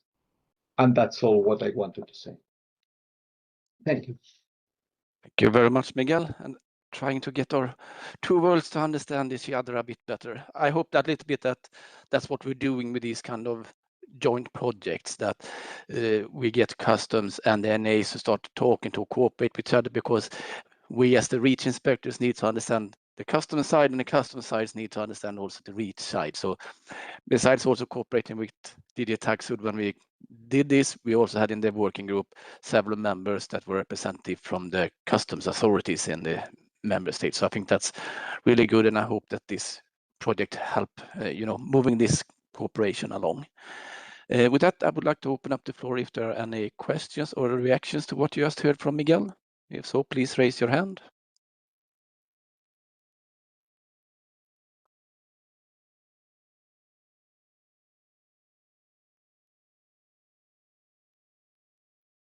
And first one is Eugen Anwander from Austria.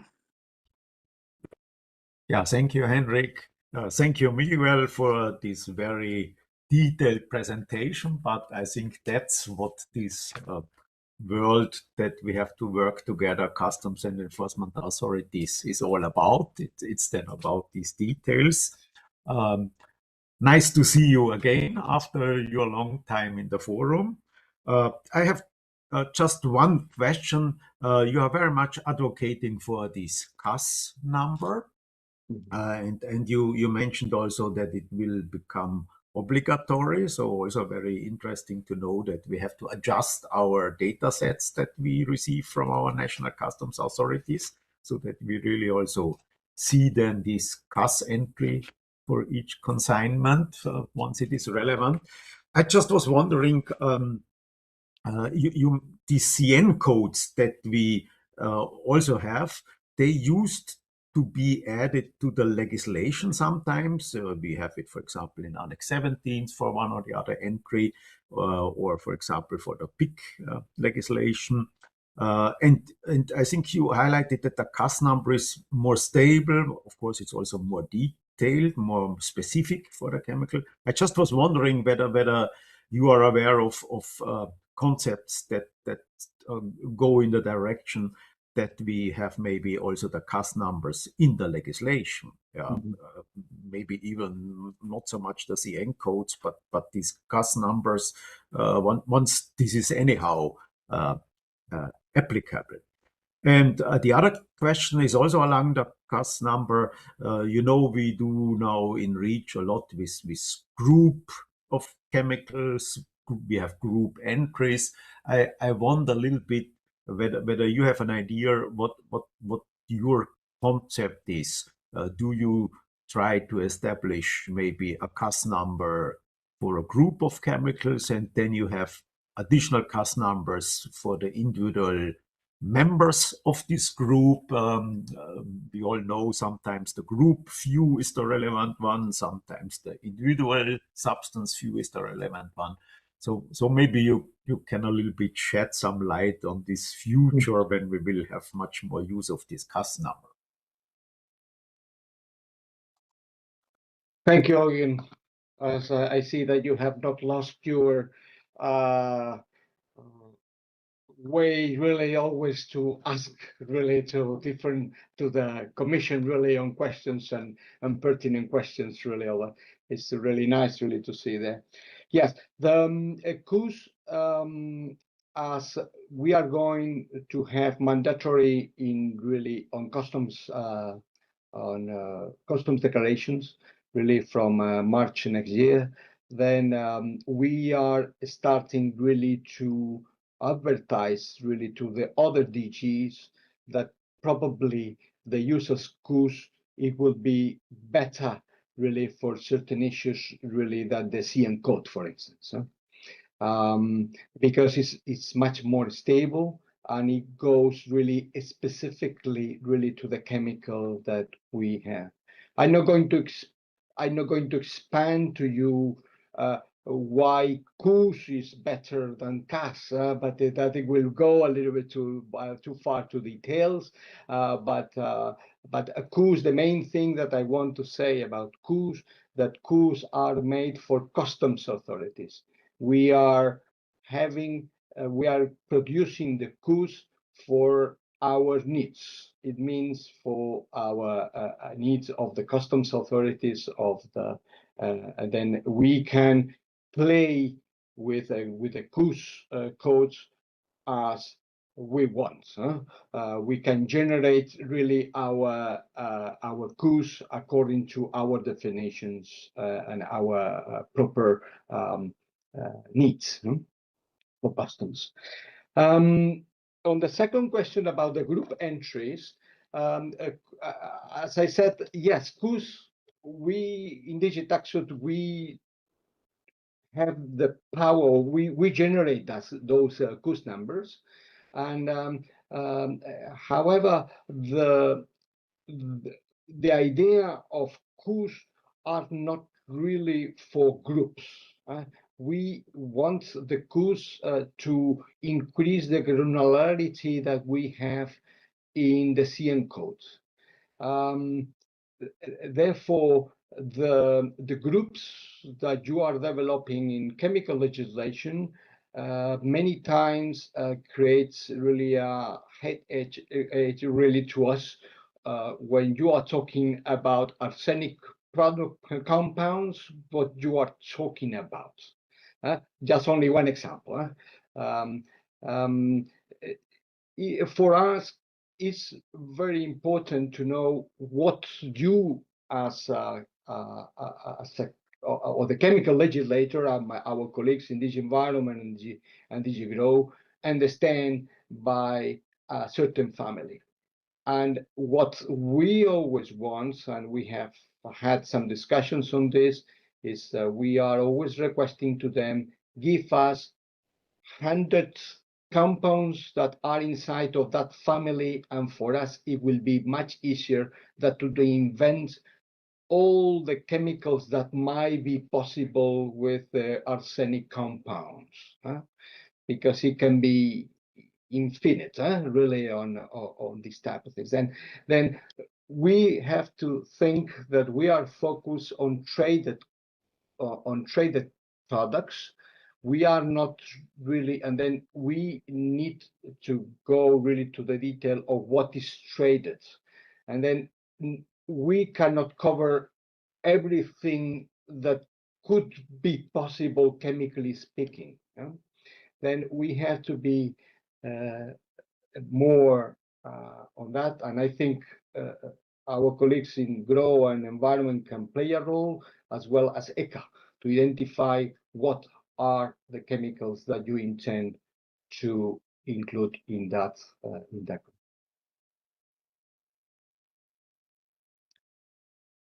you much for that, Miguel and Eugen. Next one is Maria from Cyprus. Yes, thank you very much. Thank you, Miguel, for this enlightening presentation for us.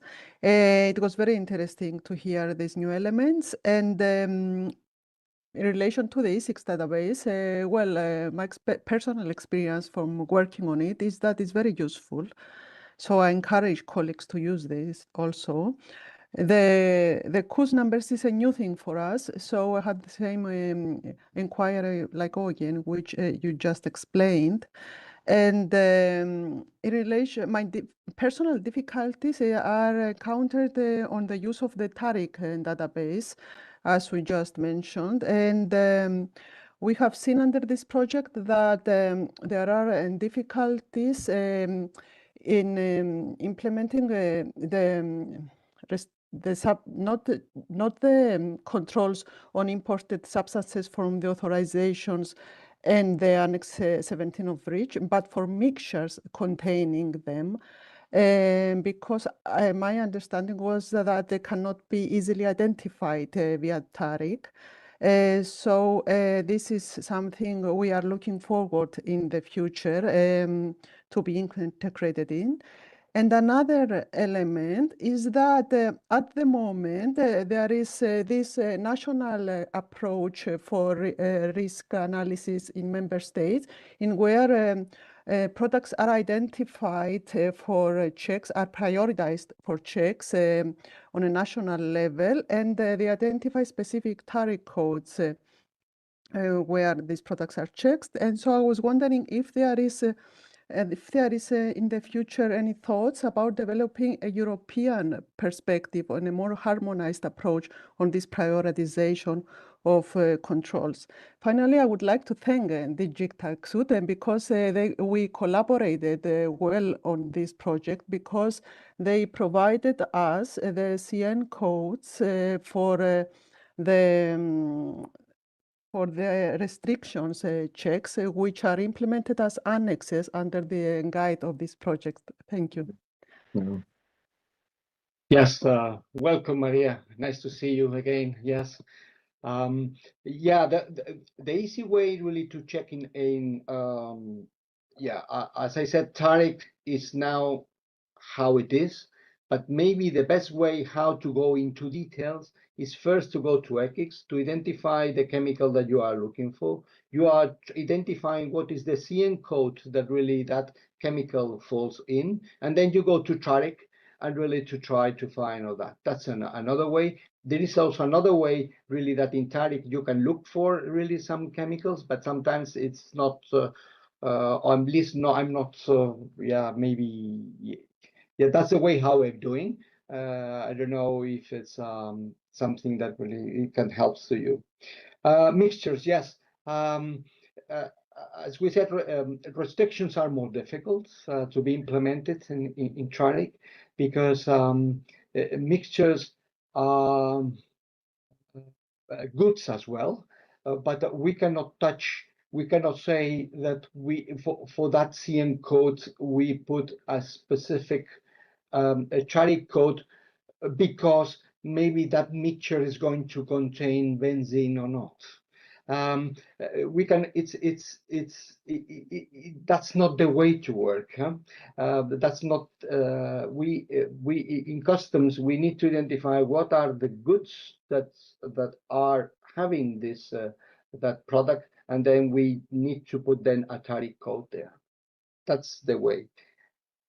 Having been living in the rich world and now in the customs world, the best, I think, one of the ways that it could be is that you, enforcement authorities, you identify what are the mixtures that most probably will have really non-compliance with a certain number of, with a certain restriction. And then we can think maybe to create TRIC codes maybe for these type of things, but it cannot be a holistic TRIC code for every mixture that it comes really to Europe. No? Then we have to be very selective and very targeted really on that, because as you can imagine, really one of our roles in DG TaxUD is to easy commerce. It's not, I would say the commerce and really the flow of goods really goes into on outside really Europe. And this is also facilitate the trade. And then we cannot put really on this type of things. On the risk analysis, yes, we are cooperating with you really with this risk analysis and also prioritization with these groups. Really with my colleagues really also working, and it's I think we have to continue to see, and as we said already, we have to understand each other and really to find the best way really to do it. Thank you, Maria. Thanks for that. And the last request I have is from Miriam van der Meer from the Netherlands. Yes, I hope you can hear me. Thank you, Miguel. I have trouble with my camera, I see. But maybe I understood your conclusion wrong, but we see in the Netherlands similar issues with the substances, authorized substances in mixtures. So yeah, you say its authorization is relatively easy to be implemented at customs, but we have some issues when we are searching for such substances in mixtures. And I was wondering, looking at the PIC regulation, there are CN codes in the annexes of the PIC regulation. And although the annex, there are also some groups of substances mentioned in these annexes with CN codes. And I was wondering, what are your thoughts on adding the CUS codes, for example, in the annex for region POP? That was my question. Thank you. Definitely. If we create that CUS codes, really, that's a new tool that in order to integrate better, really, any type of legislation, really, in the customs environment, then happy to continue to work with our colleagues in DG Environment and DG Grow in order to think how better to do it.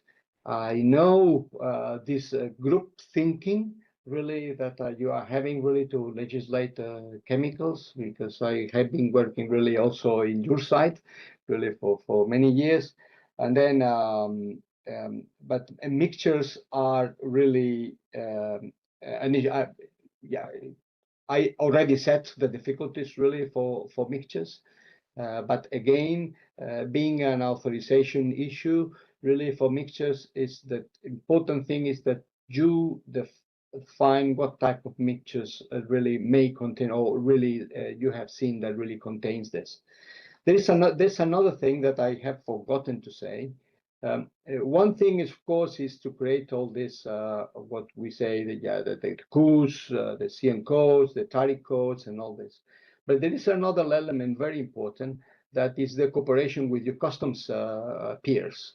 Of course, they have all the information available, really what is coming into or going out.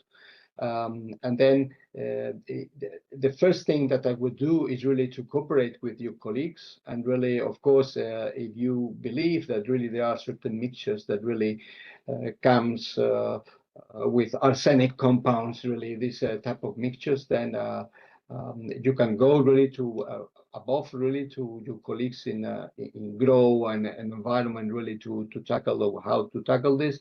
And of course, later on we can see if we can look better, really the best solution really to tackle this type of problems. But first start small, and later on really to come really outside. Thank you, Miriam. Thank you very much. That was the last request. So thank you again, Miguel, for presenting this to us. And with that, we'll move on to the next presentation.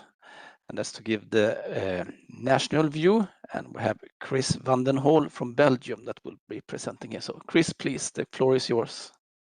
Hello, everyone. So my name is Chris van den Hol. I'm the head of the Belgian Federal Environmental Inspectorate, the Belgian Forum member too. I had also, as Henrik was the chair of the working group around this REF project, I was also the chair of the training, the national training for the participating countries, which was very interesting. And indeed, we were also very happy that to have a lot of support from DG TaxSud, which was very needed. So I'm also very happy to be here with this. And I heard already a lot. Thank you very much for the presentations until now. It's very interesting. That's why this ESO workshop is also organized, to have the view of the federations. And we have a lot of points in common, I would say, because we're focusing on the same goals: have safe products, to have a level playing field, that everyone respects the rules, and that also the bad players can get out or can get a fine or correction or to do something. We are also there for the environment. So first slide, thank you. We are in Belgium. Well, the Federal Environmental Inspectorate. We control a lot of legislations. We have to control that. Among REACH, CLP, PIC, POP, biocide, ESPR, batteries, microplastics, etc. And not forgetting, but this is further away from this subject here, the European Timber Regulation, the upcoming DR, Deforestation Regulation, also CITES, etc. we have to cover in my department. And this is maybe a difference with other inspectorates. We focus on products, substances, mixtures, or species when it concerns those DR or CITES aspects. So products, articles, or mixtures put on the market in physical shops. So this can be an importer, distributor, reseller, etc. But also online. We heard a lot today about non-EU platforms. Of course, we look there too, but of course there's a lot of things, articles sold on online shops from the EU or even in Belgium. And of course, linked to this pilot project, we focus also on imports, and then we think immediately about customs. Few words, next slide, please, because we're here talking about a project from the forum, the REACH forum. REACH in Belgium is very well organized, I would say. And the reason is that Belgium is a federal state with some federal competences and also 3 regions. And the regions are more competent for REACH when it has an impact on the water, the air, on the soil, and also the production. So my department is responsible for the articles, products, substances, mixtures put on the market, sold. To arrange that, already in 2001, there was a collaboration agreement on the national level made. You can find the link there. Everything's very interesting. Everything is there, really well organized. And for that reason, we have created a national forum REACH, which involves the 3 regions, but also 3 federal ministries, which are the Worker Safety Ministry, my ministry, Health and Environment, and also Customs. So Customs is very close everywhere. Everything we do, Customs is not very far. So the Belgian forum member that I am in the ECHA forum is also the chair of the National Forum REACH. We make a yearly national control policy plan. Every partner of the National Forum gives input for that, and we have also trimestrial, every 2 months we have meetings of this National Forum to see how we can work together, etc.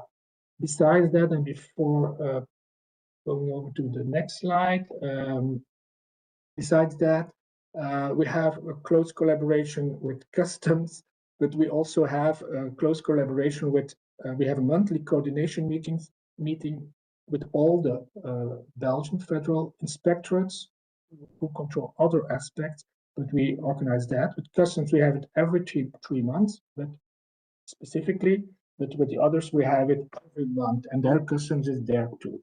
So how we work with Customs, and this is also reflected in the report from this REF project.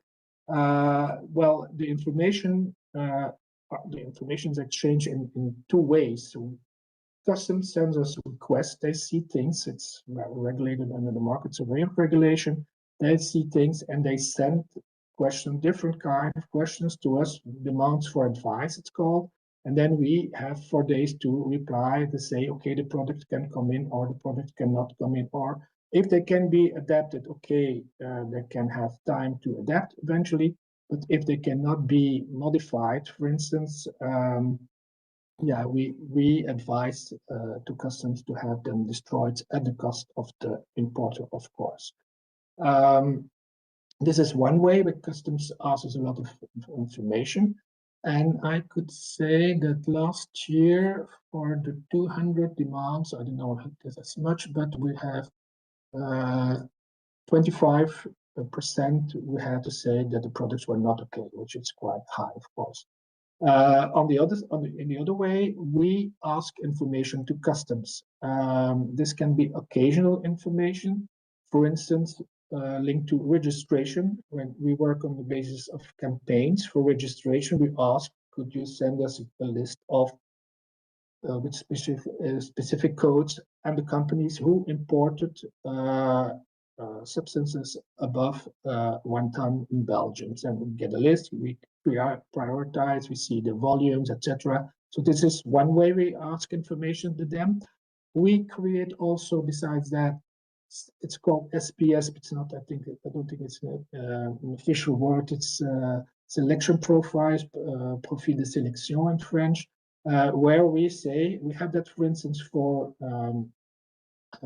cheap jewelry, where on a constant basis, Customs check specific kind of articles under certain codes, and they send us, okay, those shipments have arrived, you can come and check them. So we have that also, we have for different fields, those selection profiles.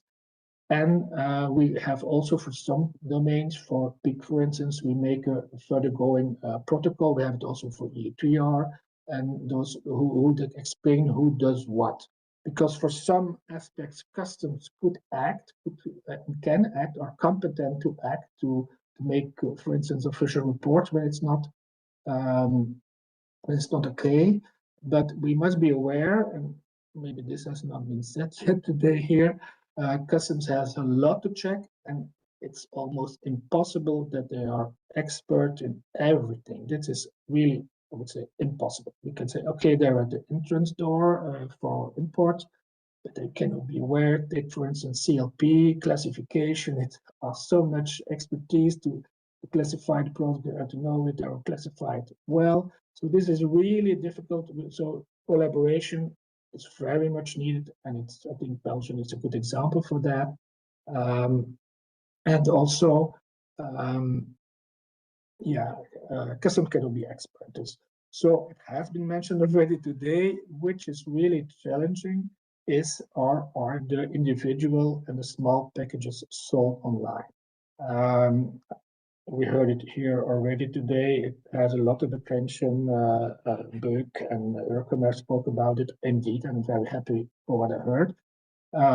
This is really challenging. If we have all those 30 million, 50 million packages per day coming in, individual packages, how do you control that? You will have 500,000 persons a day who can open them and check them, and yeah, it's complicated. Baggage control is the same. Of course, the quantities are lower, so this is not, and so this has the biggest focus, for instance, for CITES, but we're not talking about that here. It's more important and endangered species, but this is still individual packages is really a challenge for us, and this is not because we don't want, but because the colleague from Buck called it's a tsunami and of packages coming in, and it's like, to make a comparison, there's a tsunami and everything is flooded, and you ask to some inspectors to clean the water up with some kitchen towels. So this is really an enormous challenge. So next slide, please. So the way we work with customs, or the tools we have to do, some checks can be done administratively. And so when we have a demand for advice, this is done with a template, but also it is accompanied with pictures, documents, import documents, certificates eventually. So this can be checked in an administrative way. And anyway, if there is a demand for advice, we would say, okay, we could still go after this, another validation that everything is okay, but that the import could be done, and we could even afterwards go to the company and check closer. So for a lot of things, and this is probably the main issue for a lot of small packages imports, that is that lab analysis are needed to really do the inspection. For clothing, for plastics, you cannot just say, or smell, I would say, it's okay, it's not okay. You have to send it to a lab, and it's very costly. For instance, for one clothing, not all parameters, €1,000 per article is not exaggerated. So this is huge if you imagine all those articles coming in. So this is really a challenge. We also use XRF laser guns, probably known, especially to detect lead cadmium nickel in cheap jewelry. And the picture you see below is a press conference we did at the end of October last year on cheap jewelry. There is an inspector in yellow, but beside him is the Belgian Minister for Environment, and there was a lot of press interest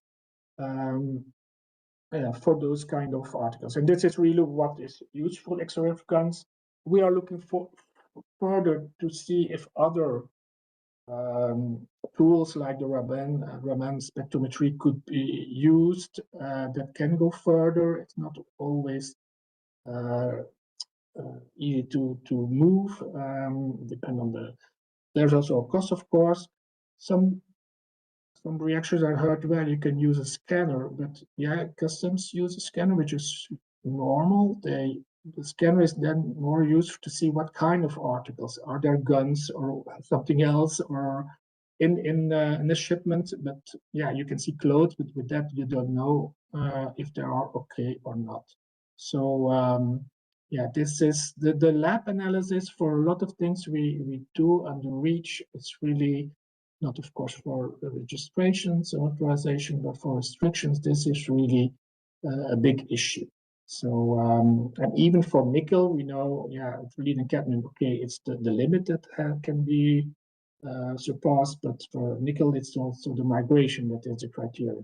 So, so in that case, if we find it, we have to send it to the lab too. So it's not easy. And in the shipment, because there we check, and it has been said, we check especially business to business, bigger shipments. There are a lot of small packages of different jewelry. So, and yeah, I can mention that too.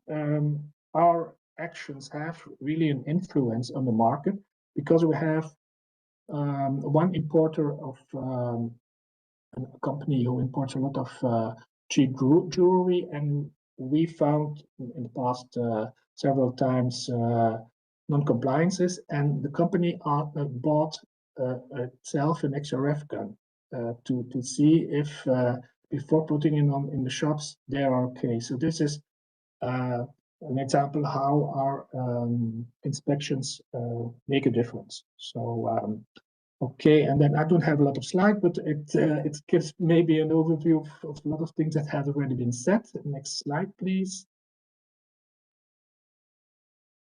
Okay, and the title has disappeared, but okay.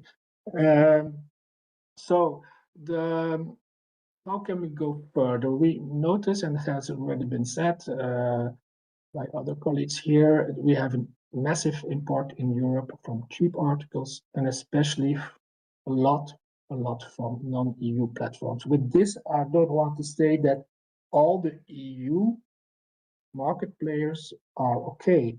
When we do inspections or specific campaigns, we did, for instance, one on PFAS in repellent or water-resistant clothing, and there were also non-compliances for for EU shops, online shops. Of course, maybe they can be ordered outside of Europe, so this should be in the criteria for their orders. So, but the non-EU platforms are really a big issue, especially for the small packages. We are very happy, and it's very good that there is attention from the Commission. That's very clear, with actions on the FLOPs, the very large online platforms, specifically also priority control areas, etc. And these are things in a good way, in a good sense. I think that if we don't put our forces together and see how it can be improved, the challenges will not change a lot. So there is need, in my view, for further specific approach. A lot is going in a good way, but maybe some things are going too slow. I don't know. So what we see as an inspectorate, so the non-EU platforms go free. In fact, they have no responsibility compared to EU economic operators who get sanctions and fines, because my inspectorate, we go that far that we give fines, and we make official report, of course, that goes to the prosecutor.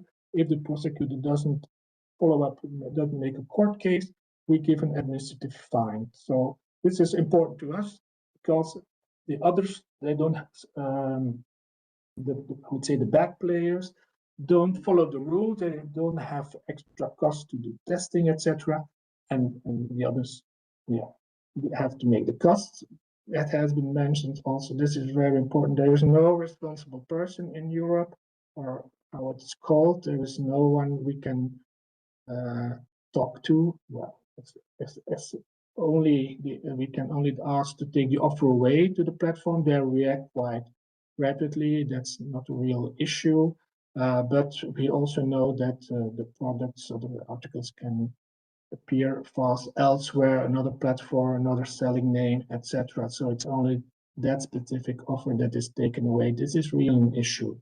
We talked, I mentioned already, okay, there's work done to have those custom fee, or not, what's it called in English, not to have no import cost under packages under 150 euro.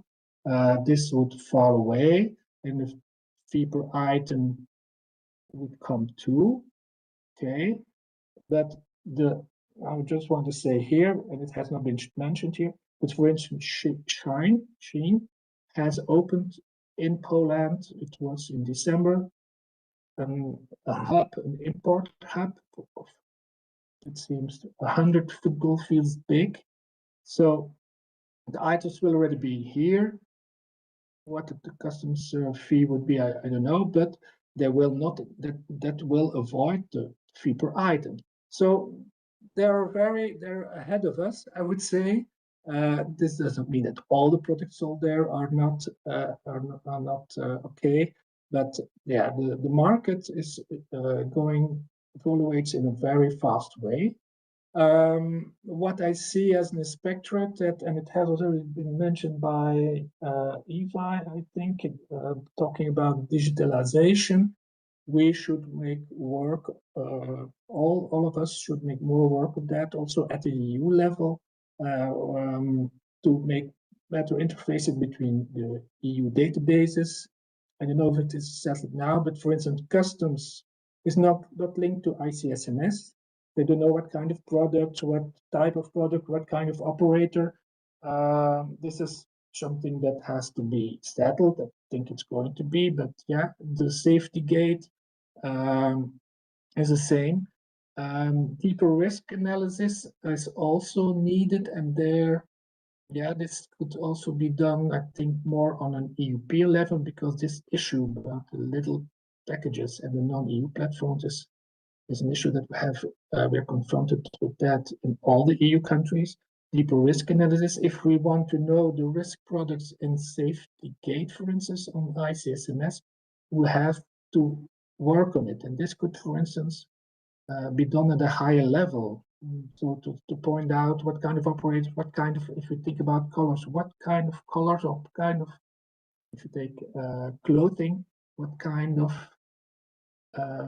characteristics give the biggest number of problems.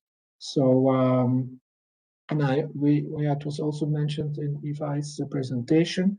At the EU level, there's work or preparation or reflections to make a digital product passport. Could it solve it? I don't know. I cannot give my ideas in the inspectorate. But yeah, how far would it go? Would this mean that every product has to be tested in advance and prove that there is no PFAS, no phthalates, no, I don't know if this is possible. And we think about clothing, for every kind of sock in every color, this is the product passport. Can it be there? Would be ideal, but it would keep a lot of costs for the product or the article in itself. So I think, yeah, this is our experience. We are very happy with the collaboration with customs. We have very good intentions to make it a better world, I would say. But yeah, the challenges are there, and the resources are not following. I would say that the resources, if we have new legislation, new restriction, the government cannot give extra inspectors. This is a really challenge too, and we repeated the cost of analysis is really high. So we have to work together and see how we can improve things. A lot of things are going in a good way, but the world is moving fast. And and also little last remark.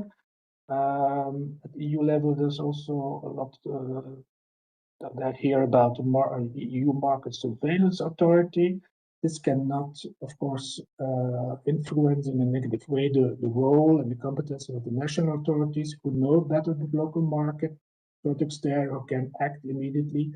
But I think the EU authority can be there as support, transversal approach, and maybe act in a certain way to do certain things. That non-EU platforms also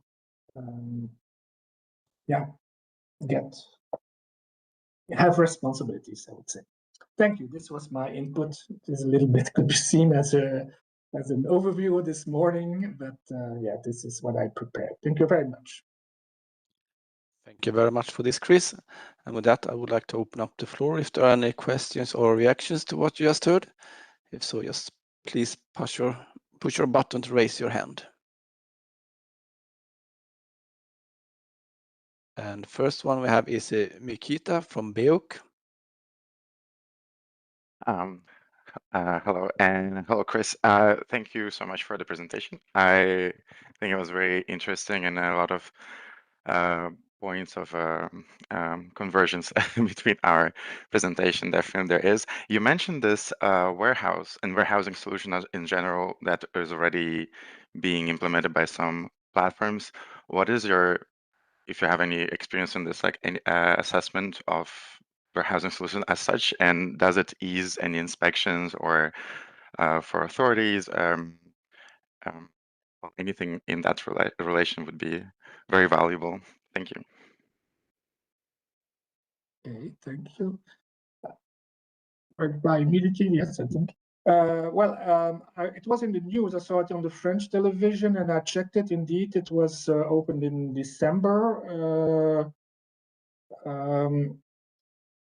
I don't know if it is that big, if the Polish colleagues have enough resources to go and check the products there. It could be a possibility because for instance, they have same kind of products arriving together, so it is not an individual package anymore.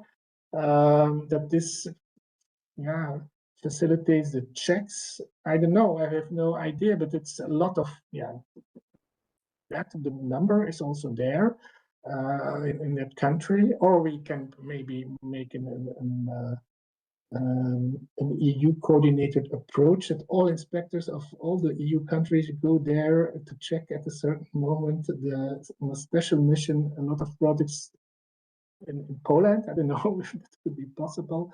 But the other part is also the chemicals checks that cannot be done.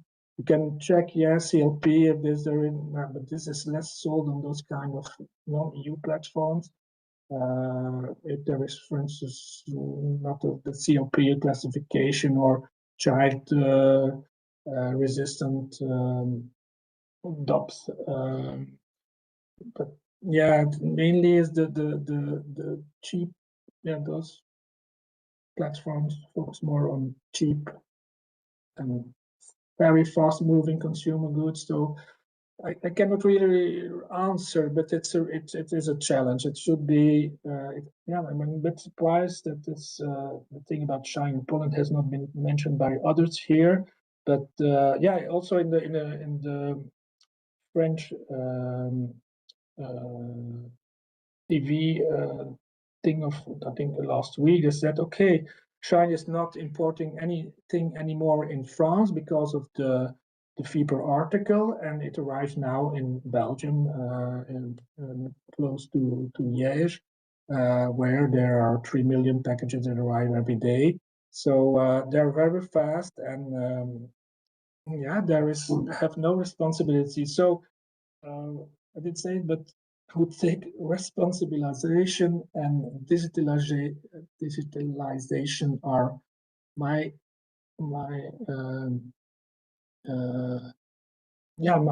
general approach. We should go for if we want to make change. Thanks for that, Chris. And next one we have is Evi from Eurocommerce. Thank you, Chris. It's really interesting and great to see your experience with this challenge. And it would be very interesting to hear your opinion about the authorized representative. You mentioned that you struggle with finding an EU responsible person for these products. Maybe you had too much of a short time to digest what we recommend, but I would be very interested to hear whether you think addressing this authorized representative would make authorities' job a bit easier. Okay, and I mean then for restrictions. Okay. More for identifying, as you mentioned, who is responsible. So Yeah. holding an economic operator in a way who is based in the EU accountable. This is, well, first of all, thank you for the question. It's important because who can we go in the EU if a product is put there? To the consumer, I don't think that's the best way, because he only buys one product, so this has no influence in quantity on the market, I would say. If it is on a responsible person, I don't know how the best way to call it, we could at least contact him, make a change, or give corrective measures or a fine. So, but I haven't thought further, but as would this also mean that all those non-EU sellers who put their articles on the platforms could be individuals also, individual persons? So I'm saying we don't have to point with the finger China, but suppose they put product on there and they have to appoint a responsible person. But if that's what I might have seen in your presentation, they have no mandate, etc. They should be fully responsible. If they, otherwise, it has no value. So there should be someone responsible to who we can go, and so yeah. So the excuse we have no mandate is he is appointed to be the European representative. Yeah, that's a valuable subject to explore more, because this is what is biggest frustration. So what do? We make an official report for a Belgian or EU operator, but the ones selling from outside the EU, they are totally free. This is really frustrating also for there are some inspectors present here, well, for the actions that can be taken. So, and it doesn't favorize the equal level playing field. Yeah, then I hope the commission here present is also, I know everyone is doing its best, but here it too, this is really not, I would say, not okay. So, yeah. Thank you very much, Chris. I don't see any other requests for the floor, but it was interesting to hear how you're organized and how you work in Belgium.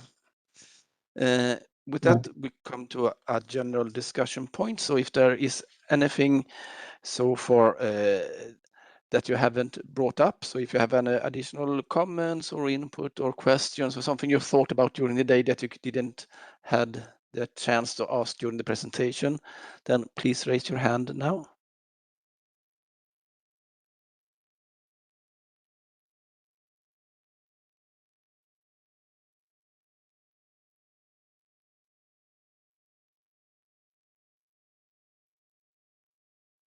And I don't see any requests for the floor. I think that's probably because we had a good exchange after all the presentations. I hope everyone got what they wanted to say and ask the questions during the presentation. So thank you very much for that. Then we just come to the end of the meeting. I'm just gonna check with Tanya. I didn't catch any action points to be noted down in the minutes. Did you? No, that I've noted, no. Good. I just wanted to check to make sure. So with that, I would just like to thank everyone for joining us today. It was good, I think, to hear these different positions. I think also you get a bit of a heads up of what's happening as you got from the presentation. There's a lot of things happening with revision of legislation and how we will tackle the different things. Hopefully also you learn a little bit more on the project and also a bit more on the customs regime and how that is built up and how it can be used for also for REACH enforcement purposes. So I would like to again thank you all for your active participation. For the inspectors and customs official, please stay on this connection, because we're going to have a 45-minute break, and then we're going to start up again with a closed session, and then it will be just us, the inspectors. But for now, I want to thank you all for your participation, and please enjoy your lunch.